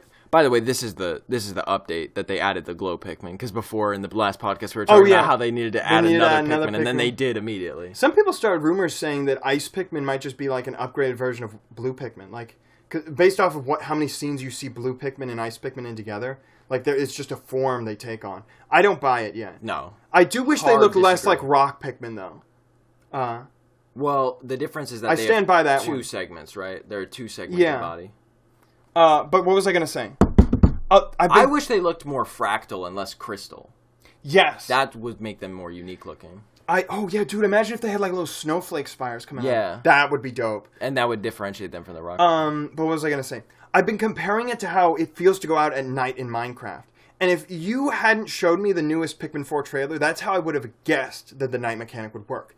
But honestly, I've never been the hugest fan of the way Minecraft does that. Especially because it's based so much on RNG that sometimes when you're stuck out at night, it's just like, throw all your cards in the air like, I give up, I lost. And whereas this, it feels like a harder version, but it's thought out because it's its own game mode. And it feels distinct, not in just that there's more bad guys, but that they operate differently and that your objectives are different. And I think it's really cool. Mm-hmm. I don't think I'm going to get cornered by a skeleton from bad luck. Well, also, Minecraft, you can and be encouraged to just sleep through it. I think they're going to encourage you to strategically decide whether you want to stay or go. Not always feel like you need a bed. Well, that's what I was going to say. Unless you're busy doing some mining expedition. In Minecraft, you can just dig in a hole underground. Yeah. You can just wait out the night. But they're going to give you incentive, I'm sure. With this, it's going to be like, A, like you said, incentive to actually go on the night missions. Otherwise, people will be just like, it's not worth the risk. B, they're going to be genuinely challenging in the sense that I think it's not going to be like in Pikmin 2 with the harder caves where you can cheese stuff, you can punch enemies ahead of time, you can, XYZ to sort of like more safely navigate. I feel like with the night missions, you're going to have to... Thunder. Probably can't hear that. You'll literally have to have like a game plan. Yeah. And you'll have to be on the move. You literally won't be able to like run away and even if it has a more relaxed feel in terms of your objective, like, there's not a pressing timeline for your mission as a whole, like Pikmin 2, which I said I'm not as big of a fan of. I feel like the contrast between the, like, resourceful and time limitations of the caves will be balanced out by the hecticness of the night. And even if you can't, like, lose by taking too long, you'll be scared of, like, losing so many Pikmin, getting caught up in the wrong time in the wrong place with all these enemies, getting lost in the dark. I feel like it'll finally give it that sense of urgency that you might not would have been able to get from the same design plan as Pikmin 2. That also brings me to say, you were mentioning whether there's going to be a hard time limit, like the 30 days of Pikmin 1. I don't want a hard time limit. I like it flexible like Pikmin 3, the thing. but I do want a time limit. I think it's probably going to be a floating time limit, like Pikmin 3. But even if there's not, here's what I'll say. First of all, they've added other stressors, like with like the night mode. Yeah, and that's why I like it.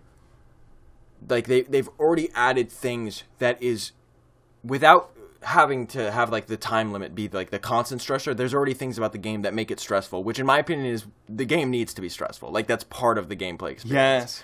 So that's what we led into this way back. They've already showed how the game is going to be stressful. I mean, literally just the idea that you have to save 7 captains is stressful.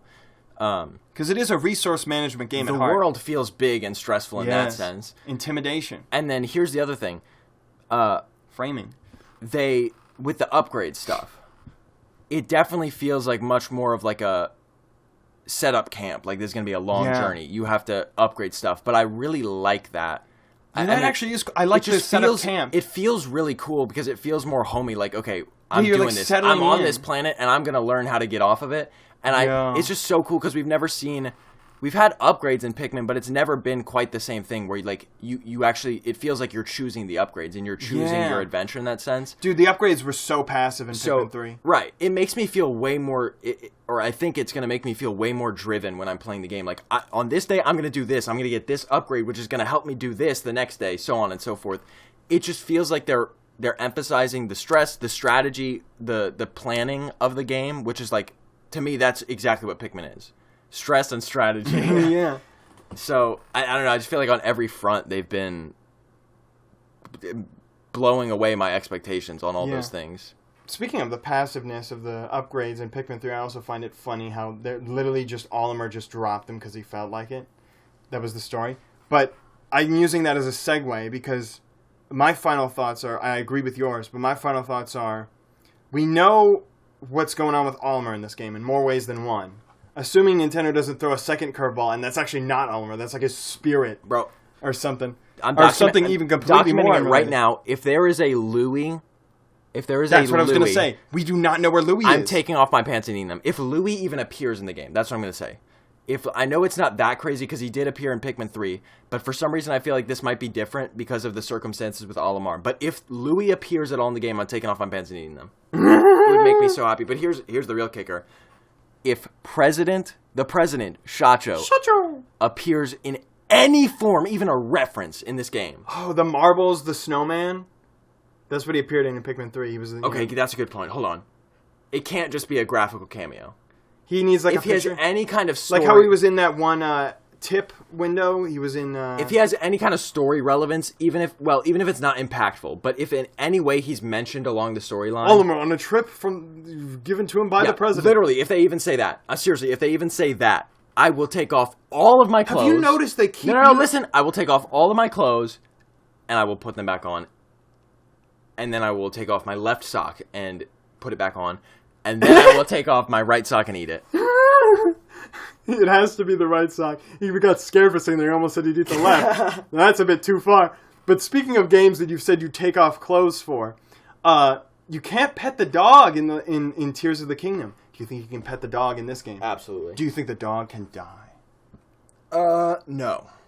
You think he can pass up and then you need to take him pass out and you need to take him to the Pokemon Center? Yeah. Essentially. Well, because it doesn't really make sense because you only get one.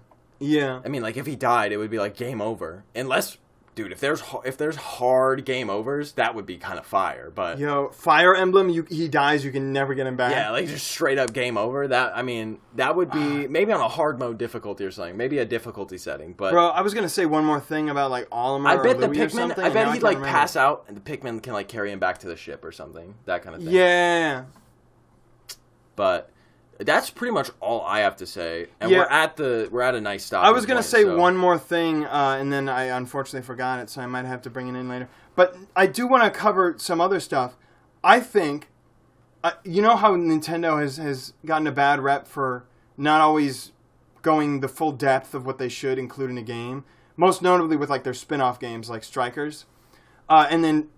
The Super Mario 3D All-Stars was especially bare bones. It was basically just it had a music selection and then the 3 games, But then when they released on the Virtual Console the All-Stars or the advanced games and it had the e-reader content, I was like, whoa, maybe we're having a turn. That was a step up. The Metal Gear pack, whatever it was called, that looks really cool. It's basically just because he's in Smash Bros, but I've always been interested in the Metal Gear series. And the fact that they have the NES and PC versions of the original game, a bunch of other retro, all of the main most important series, this video manga and all this concept art. This is one of the most insane I keep forgetting what they're called. The collections I've ever seen. It seems so impressive. I was blown away. They kept adding more stuff and I was like, really? Really? Really? Rare dub by Konami, who a lot of people have lost faith in. Speaking of Konami, they also own Castlevania, and right after that, they announced that game that looks so... I thought they were going to straight up say it was a Castlevania spin-off and announce it was by Konami. But no, it's some indie game. The one where it's all the hordes of enemies coming at you? Yeah. The dude was literally a vampire hunter. The image they chose to advertise it with was this Dracula-looking guy, and he was throwing axes and knives. You're spitting on me. I think he even used a whip. He definitely used a sword type thing they use in their dash attack in Smash Bros. I was literally expecting it to be a Castlevania spin-off. But so those got me excited. Oh, you know what we didn't talk about Pikmin though? Oh, what? The 1 and 2 bundle. Oh yeah. Don't really have anything to say about it though. It's just really nice. It's crazy to think that the entire series, dude, they're doing what is available on the Switch now. They're doing what they did with Mario. Without the precursor of the movie with Pikmin, it's they're trying to get people in the Pikmin. That's what I'm saying. It that is pretty huge that they're pushing Pikmin this hard because I think they're really trying to get they're really putting eggs in the basket, hoping to make it a big series. I told you this already. Another famous interview with Miyamoto was one where he said he wanted Pikmin to be the new Mario. Right, I know that, but and he wants Mario to be the new Mickey Mouse. But that was way back, and that didn't happen. But now it's Pikmin 4 being in development for so long, I guess it's we put so much effort and time into this game, better really try to sell it. And I think it's going to pay off for them. But you know what the sad thing is about the 1 and 2 bundle?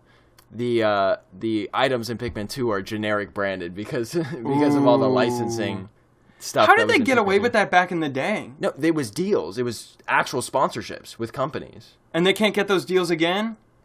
Well, Actually, hold on. Even if they could, this it would feels be like so much of a hassle. This feels like there should be some sort of legal gray area where because they're just presenting a game that already existed, they shouldn't have to remove. No, because they're selling something with other companies' logos in it. That is sad, though. And it's sad because you know they would want to keep them on there. Yeah. Like, this is actually a rare case where Nintendo, someone above Nintendo, is de-stylizing their games. Pikmin 2, the items, like batteries, had actual branding that was done through licensing deals with companies. So, like, the batteries had Duracell logos.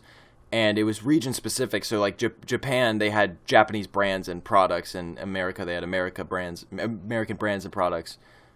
Which is just a very quirky, kind of out-of-the-box thing, especially for Nintendo, to have licensed products. But honestly, it's tied together. They feel so well, especially just knowing that this is supposed to be like Earth. Yeah, and they just wanted to make it feel. It was such a cool touch that rather than just having generic brand batteries and stuff, it was like literally getting Duracell batteries. Yeah, the joke of it feels almost like a Wario Land-esque. The joke of getting things that you know are just like average, ordinary trinkets, and then they're like this rare treasure worth 10,000 Pokos is just so funny, and it works so well. Speaking of 1 and 2, do you want to talk about everybody? 1, 2, Switch. Sure, that can be our They closer. dropped it right before the Direct. There's literally nothing to say about it except that it's like the motion control Jackbox. It's the motion control Jackbox. I'm just still blown away that there's only 17 games.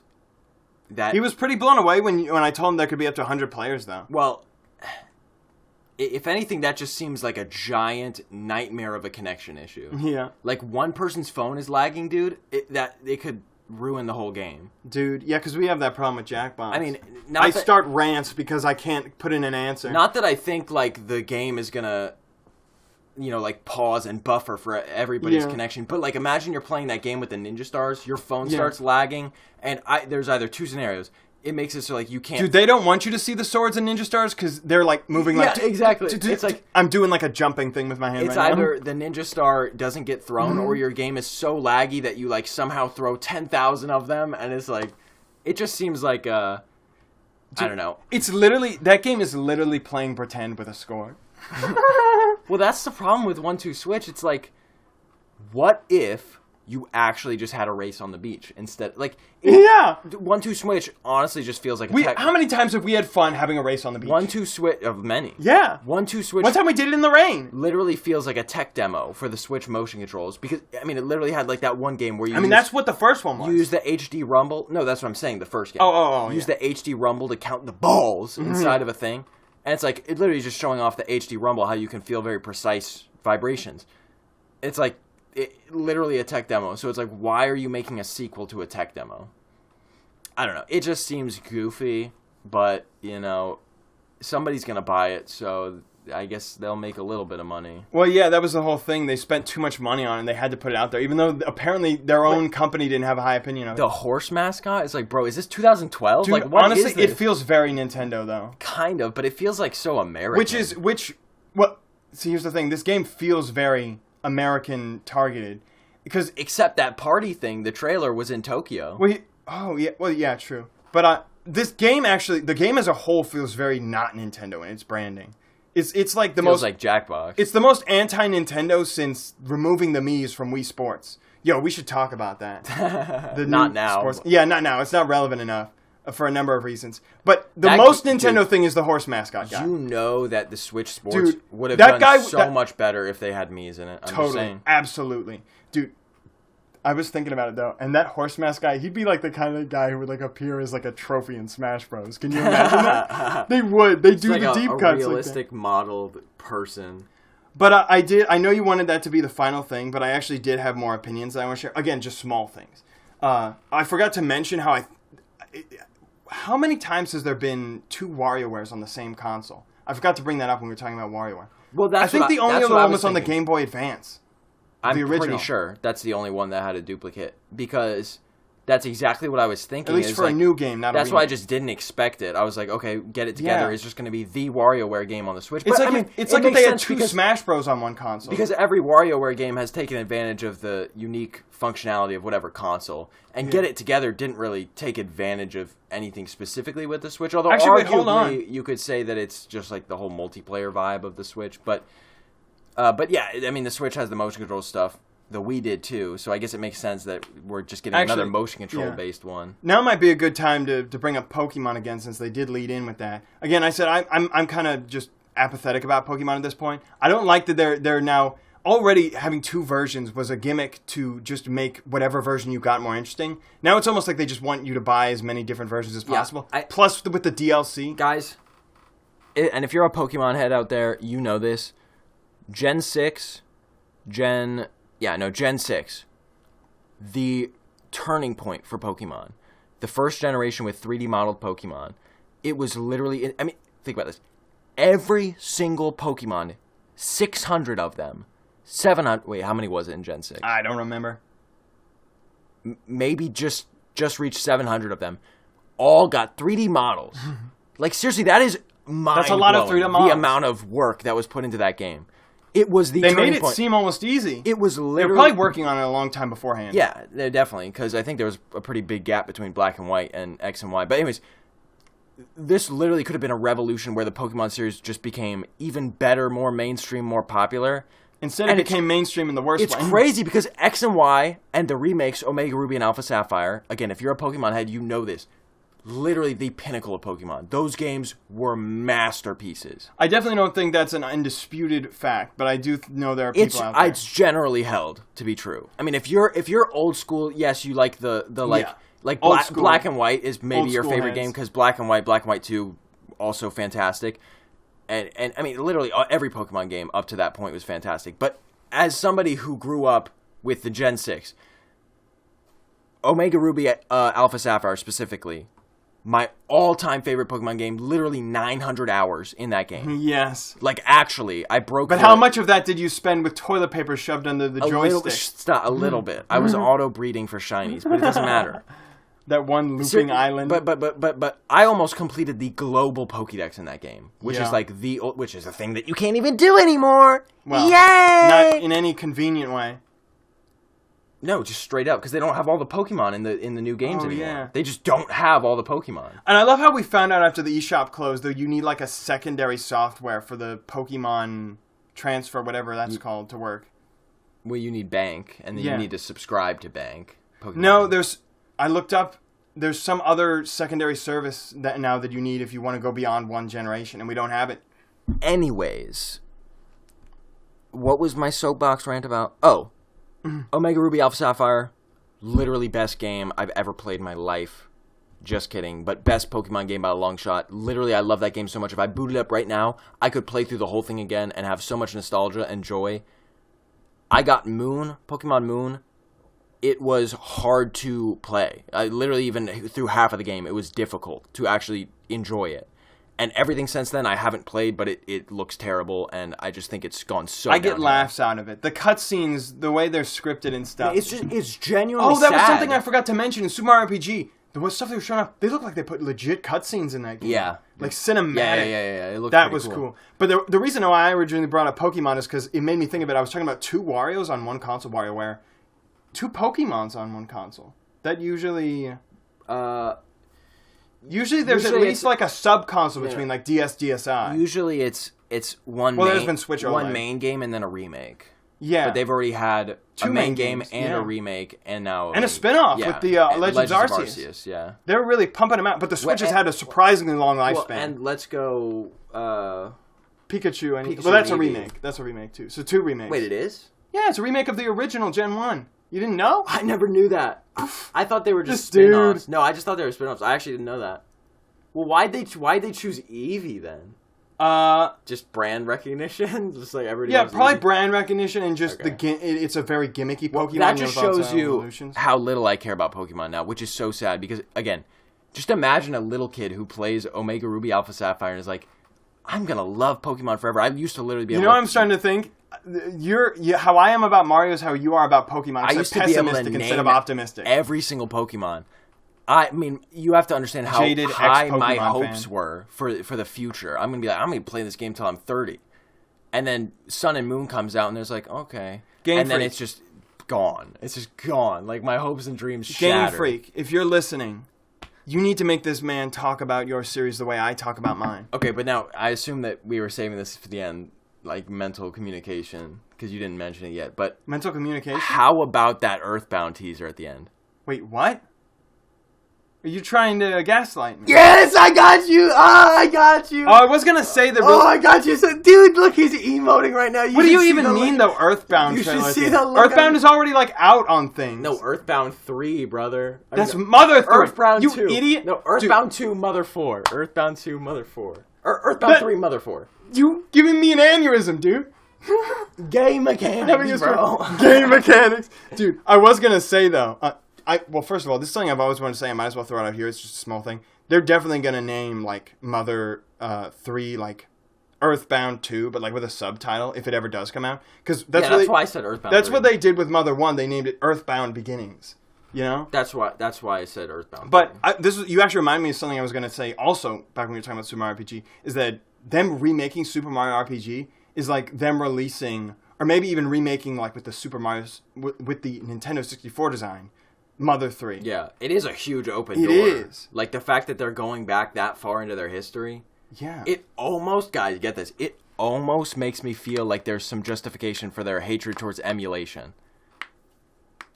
Enjoy that knuckle-cracking ASMR. Oh, yeah, sorry. But it almost makes me start to be like, okay. Like, they're actually going to have something better to offer. Maybe they're actually going to have some alternative that makes it reasonable to not emulate their old games. Like, maybe they're actually going to remake them or make them available in a convenient way. I mean, honestly, they've been trying to act like Mario doesn't need some improvement for all these years with all these spin-offs they've been pumping off, thinking they can just get away with doing a sometimes half-assed job.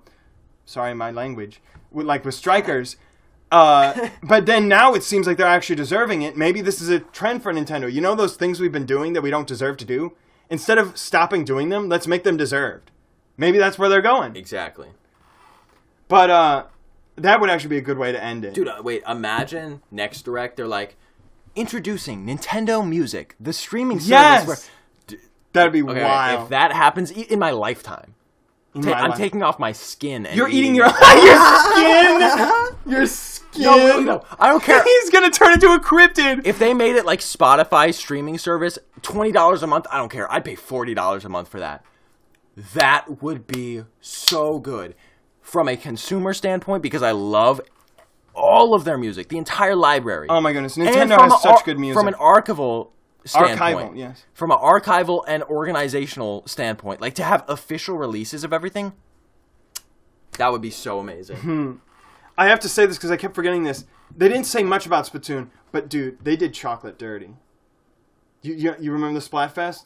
The 1v1v1? Yeah. Strawberry, vanilla, and mint. Really? I thought if anything, Strawberry would get the can, you know? I guess they just didn't want it to look like people were shooting poop at each other. They couldn't have that brown ink. I wonder if it's an internationality kind of thing.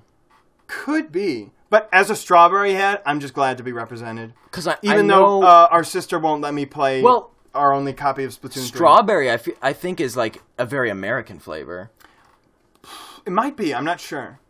I feel like chocolate has international appeal. I mean, it's chocolate. Yeah, well, that's what I'm curious about right now. But I do think strawberry is decently popular in Japan. Though, but I read that article about Neapolitan ice cream and how the flavors became in America, and they said that they've just picked strawberry because it is Italian, and that strawberry became the popular flavor to use just because it was one of, if not the most popular flavors in America. What was the original though? But in Italy, I don't remember. It was like some kind of sorbet. I think there were fruit flavors as well, or something. Oh, well, that makes sense. Yeah, then. But anyways, what was I saying? Oh yeah, that just seems weird. Like what? It's definitely more visually appealing. Well, what country do you think is mint the most popular ice cream flavor?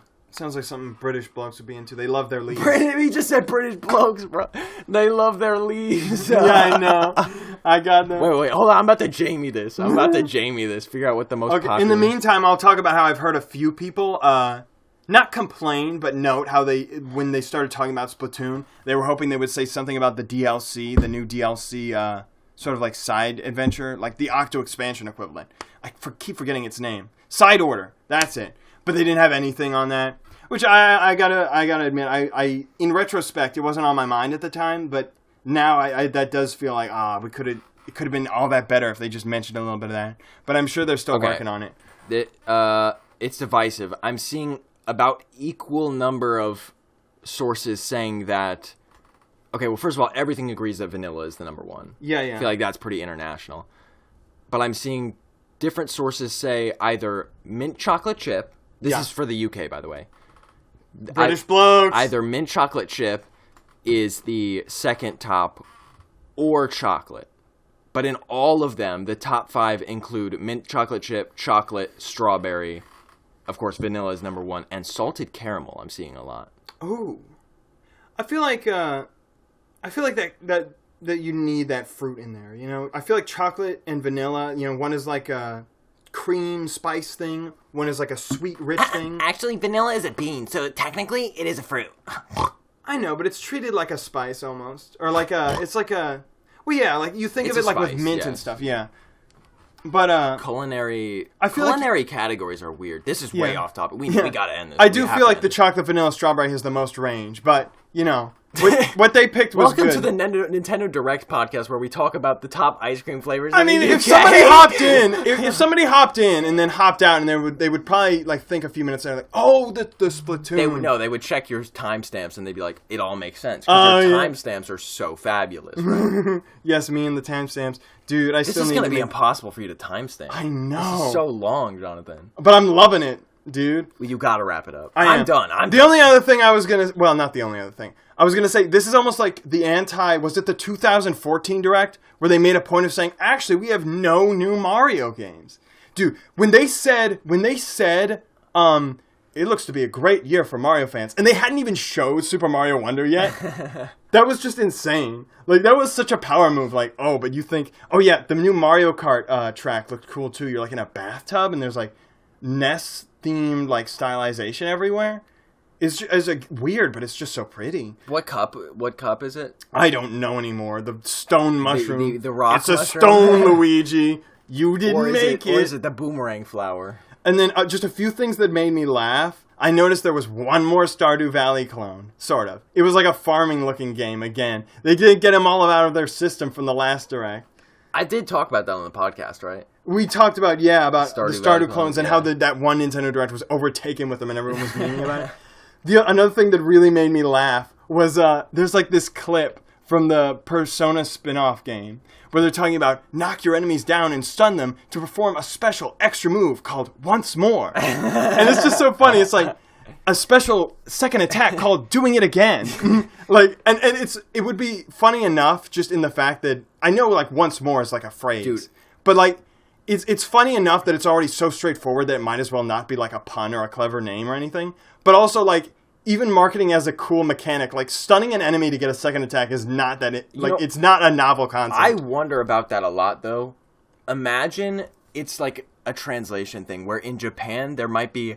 A cooler phrase? Actual, like, roll-off-the-tongue, one-syllable phrase, like, literally 2 characters of kanji kind of thing, that looks way better than in English when they try to come up with something, and the best that they can have is, like, once more. Dude, whenever I think about things that we missed out on, I think of the Ghost Shy Guys in Luigi's Mansion, or maybe one of the RPG games, or even Yoshi's Island. Instead of being called Ghost Shy Guys, which is, you know, a mouthful, or even something that at least, like, keeps the name nomenclature style better, like the Boo Guys in Yoshi's Island. And I think Luigi's Mansion, they're called Rayhos, with Ray being one way of saying ghost, and Hey-Ho being the original name of Shy Guy. And I remember when I read that on the Mario Wiki, I was like, yo, I bet all the Japanese names are better. They are not. No. Buzzy Beetles are called helmets. Bullet Bills are called killers. They are way worse. Well, that's what I was going to say. I feel like... But that is an exception, and I always think of it when I think of translation differences that could be better. From what I've seen, and in most cases, I feel like the English names usually have a lot more wordplay in them. Yeah. Maybe, I mean, I feel like the way their syllabic alphabet works, there's a lot more rhymes. You could get a lot more stuff like that, but maybe not. I feel like where English shines is the wordplay, word mixing, portmanteaus. Yes. But I feel like with other languages, like, I think of German. In Germany, there is literally a word for everything because you can just combine words in so many ways. Yeah. So stuff like that, like, I feel like the German language has better names for, like, maybe, like, abilities and stuff, right? Yeah. Talking about video games. And then Japanese maybe has better like small phrases. Like there's that Japanese phrase for buying books that you're never gonna read just for decoration. Oh, I love it when languages have extremely obscure words. Stuff like that. Like that's what I think of when you say the once more thing. Like there might be things that are just there's no way to translate it in quite that same elegant way. Yeah, maybe there's like a Japanese word for like an encore. That would have been better. Why didn't you call it an encore? Yeah, that would be fire. Doesn't Persona sort of have like a sort of underlying semi-musical motif? That would have worked. Or like a performing motif. Performance, definitely. I mean, encore, you hear that more with music. But, I mean, it could be any performance. Yeah. You're on the stage. Yeah. That's what I was thinking of. They have a performance aesthetic. But the other thing I was going to say is that there's a 2D Sonic coming out. It's not made by the Sonic Mania team, but it does look pretty good. People are already comparing it to Super Mario Bros. Wonder. I'm not as excited for it. No, I just keep seeing people like Super Mario Bros. Wonder and the Sonic. What is it? Superstars? What is it called? I don't remember. Sonic. I think the 4-player. Well, people keep talking about how they're releasing around the same time. And they're like, Sonic and Mario fans are getting fed. Yeah, I will say Wonder definitely seems more impressive to me, but it does look good. I'm a bit worried about it because have you heard about? I'm a genius at his Superstars. Finally, I know more than you. Have you heard about that one Sega game, Balan Wonderland or whatever it's called? No. That's because it was terrible and everyone hated it. But that's one of the teams that's working on this game is them. So sometimes you miss. Hopefully they can redeem themselves. Okay, you have to be done now. I feel like 10 things ago you said it was your last on the same topic, I just wanted to say that game that is made by the Sonic Mania team, the 3D platformer, that thing looks cool, don't it? You in there? I don't think I saw that. You missed that? It looked so cool. It has a Sonic-esque style, but it's not so Sonic-esque that it doesn't feel its own. And as soon as I saw it, I was like, this is... People do not usually stylize 3D platformers this hard. I will go watch it after and it this looks podcast. So good. You're like this cool, stylized little girl who like gets in trouble with a king and she fights with a yo-yo. And the level design looks Earthbound cool. 3! But that was my last thing. Just closing thoughts now. I just like this direct so much because so much of it just seemed on making what was fun accessible and just showing off everything they had. I know. I can't wait for the next direct. Dude, I'm legitimately hyped. I haven't. Whenever the next direct is, it's gonna be fire. Dude, I hate to make it somber, but ever since the departure of Erotica, I have not been as hyped about directs. And I'm not sure if it's just because of him or also just because they've gotten less hype. But I have not felt this hype since then, dude. The hype is coming back. I saw a video earlier today. It was comparing the Super Mario Strikers Battle League Wario losing animation, like when he gets mad, stomps his foot, to the one in Charged where he... This is funny because you wanted to wrap up and I'm not even sure where this is coming from. Blows himself up with a bomb. And everybody was like laughing about, and somebody was like, alright, give up, because that's the... Alright, give up. And somebody in the comments just said, LOL, bro committed in Erotica. I was like, what? Like, dude. Some comments that people leave, I'm just like... And there's so many people... It's not even the same method. Like, usually if somebody, like, commits suicide, they make fun of, like, something that, like, mirrors the method or something. Like, how many people commit suicide and you picked Erotica? He jumped off a bridge. Like, yeah. And you just saw Wario killing himself with a bomb. And, like, no, but, like... Do you have to, like, constantly be thinking about Erotica committing to suicide, even thinking that joke? I think he was thinking, they're a Nintendo... This is a Nintendo thing. Like, I can offend them. They're Nintendo fans, Erotica fans. It's a Venn diagram. There was, like, 2 synapses, like, behind his left and right ears, and they made, like, a miraculous connection with, like, Nintendo and suicide. And dude, we're fading back into, like, generic podcast topics. I will say, though, you've reminded me. I don't know if they still do it, but there's some guy who does, like, you know, the... compilations of people's reactions to Nintendo Directs. And they used to always put in, during the hypest moment, a reused clip of Erotica. And it was like he was there in spirit. I always loved that. Funny. But, yeah. So those are my closing thoughts, if you have any. And if not, I have a question for you. Well, that was weird closing thoughts from me about... Yeah, I know.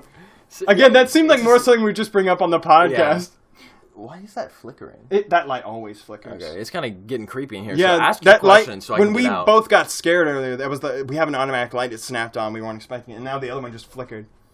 But so no closing thoughts on you. I was going to ask you. You said that you weren't as interested in modern gaming anymore, and that you felt like retro games were better. Oh, I'm back, baby. Yeah, I was about to say you seem really excited about since this direct. Yeah, this is the most excited I've been about anything Nintendo related I know. in probably 5 or 6 years. I know. You actually want these games. It started and not just as collector's items. It started with Pikmin.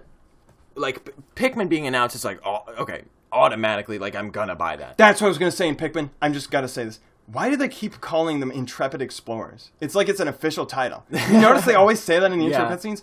And at first I thought it was like a go-to phrase for the 3 in Pikmin 3. But then they called Olimar our favorite Intrepid Explorer. I just find that kind of stuff funny. They just do that. Yeah, I know. Nintendo just does that. But anyways, Pikmin 4 is like, I've been waiting for this forever. Pikmin is possibly my favorite game series ever, so easy cop. But easy cop. Even Mario game, there has not been a Mario, even Kirby and the Forgotten Land, honestly, none of those main series Nintendo games in years have I actually genuinely wanted to buy, like, that bad. The closest is Metroid Dread. I did want that one, but even that one wasn't like a, oh, I'm so hyped, must have, right? You really enjoyed it, though, now that you started playing it, though. That was mostly just because I wasn't interested at the time, so I didn't know enough about it to know how good it was going to be, but it was good. It's a shame. You should have played Samus. Well, maybe. You should, if you were to ever, you should have played it first, because now it probably does seem not as fun compared to Dread. But anyways, so none of the mainline Nintendo games for years have even gotten my interest enough to watch even the trailers for them, like literally.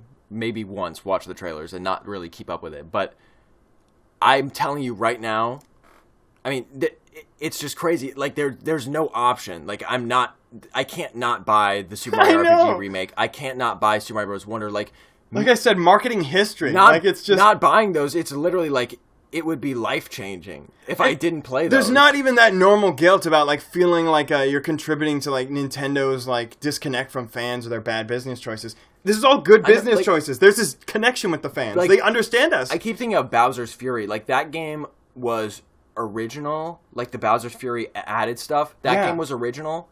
There was enough content to warrant... Like, if I was a Super Mario super fan, I would get it. You would have to seriously sit me down and try to persuade me to buy that game.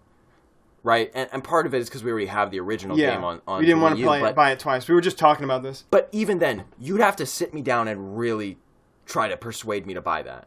With these, it's like, literally, I will feel wrong if I don't buy them. I am going to buy them as soon as they release. Oh, and our sister is, like, the target demographic for Mario. Maybe more so the safe play Mario that they used to be doing. But she'll be very excited to play this new Mario, I'm sure.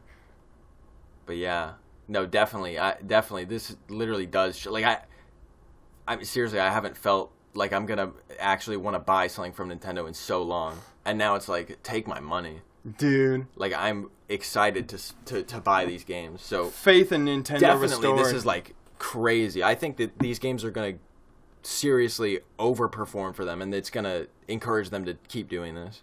And with that, we're almost at 2 hours. I feel like my left testicle is torsioning. No! So that's why I'm standing up right now. So we are She's not standing up. You're about to. Well, I was about to. We are going to see you later now. Okay, I think she's good.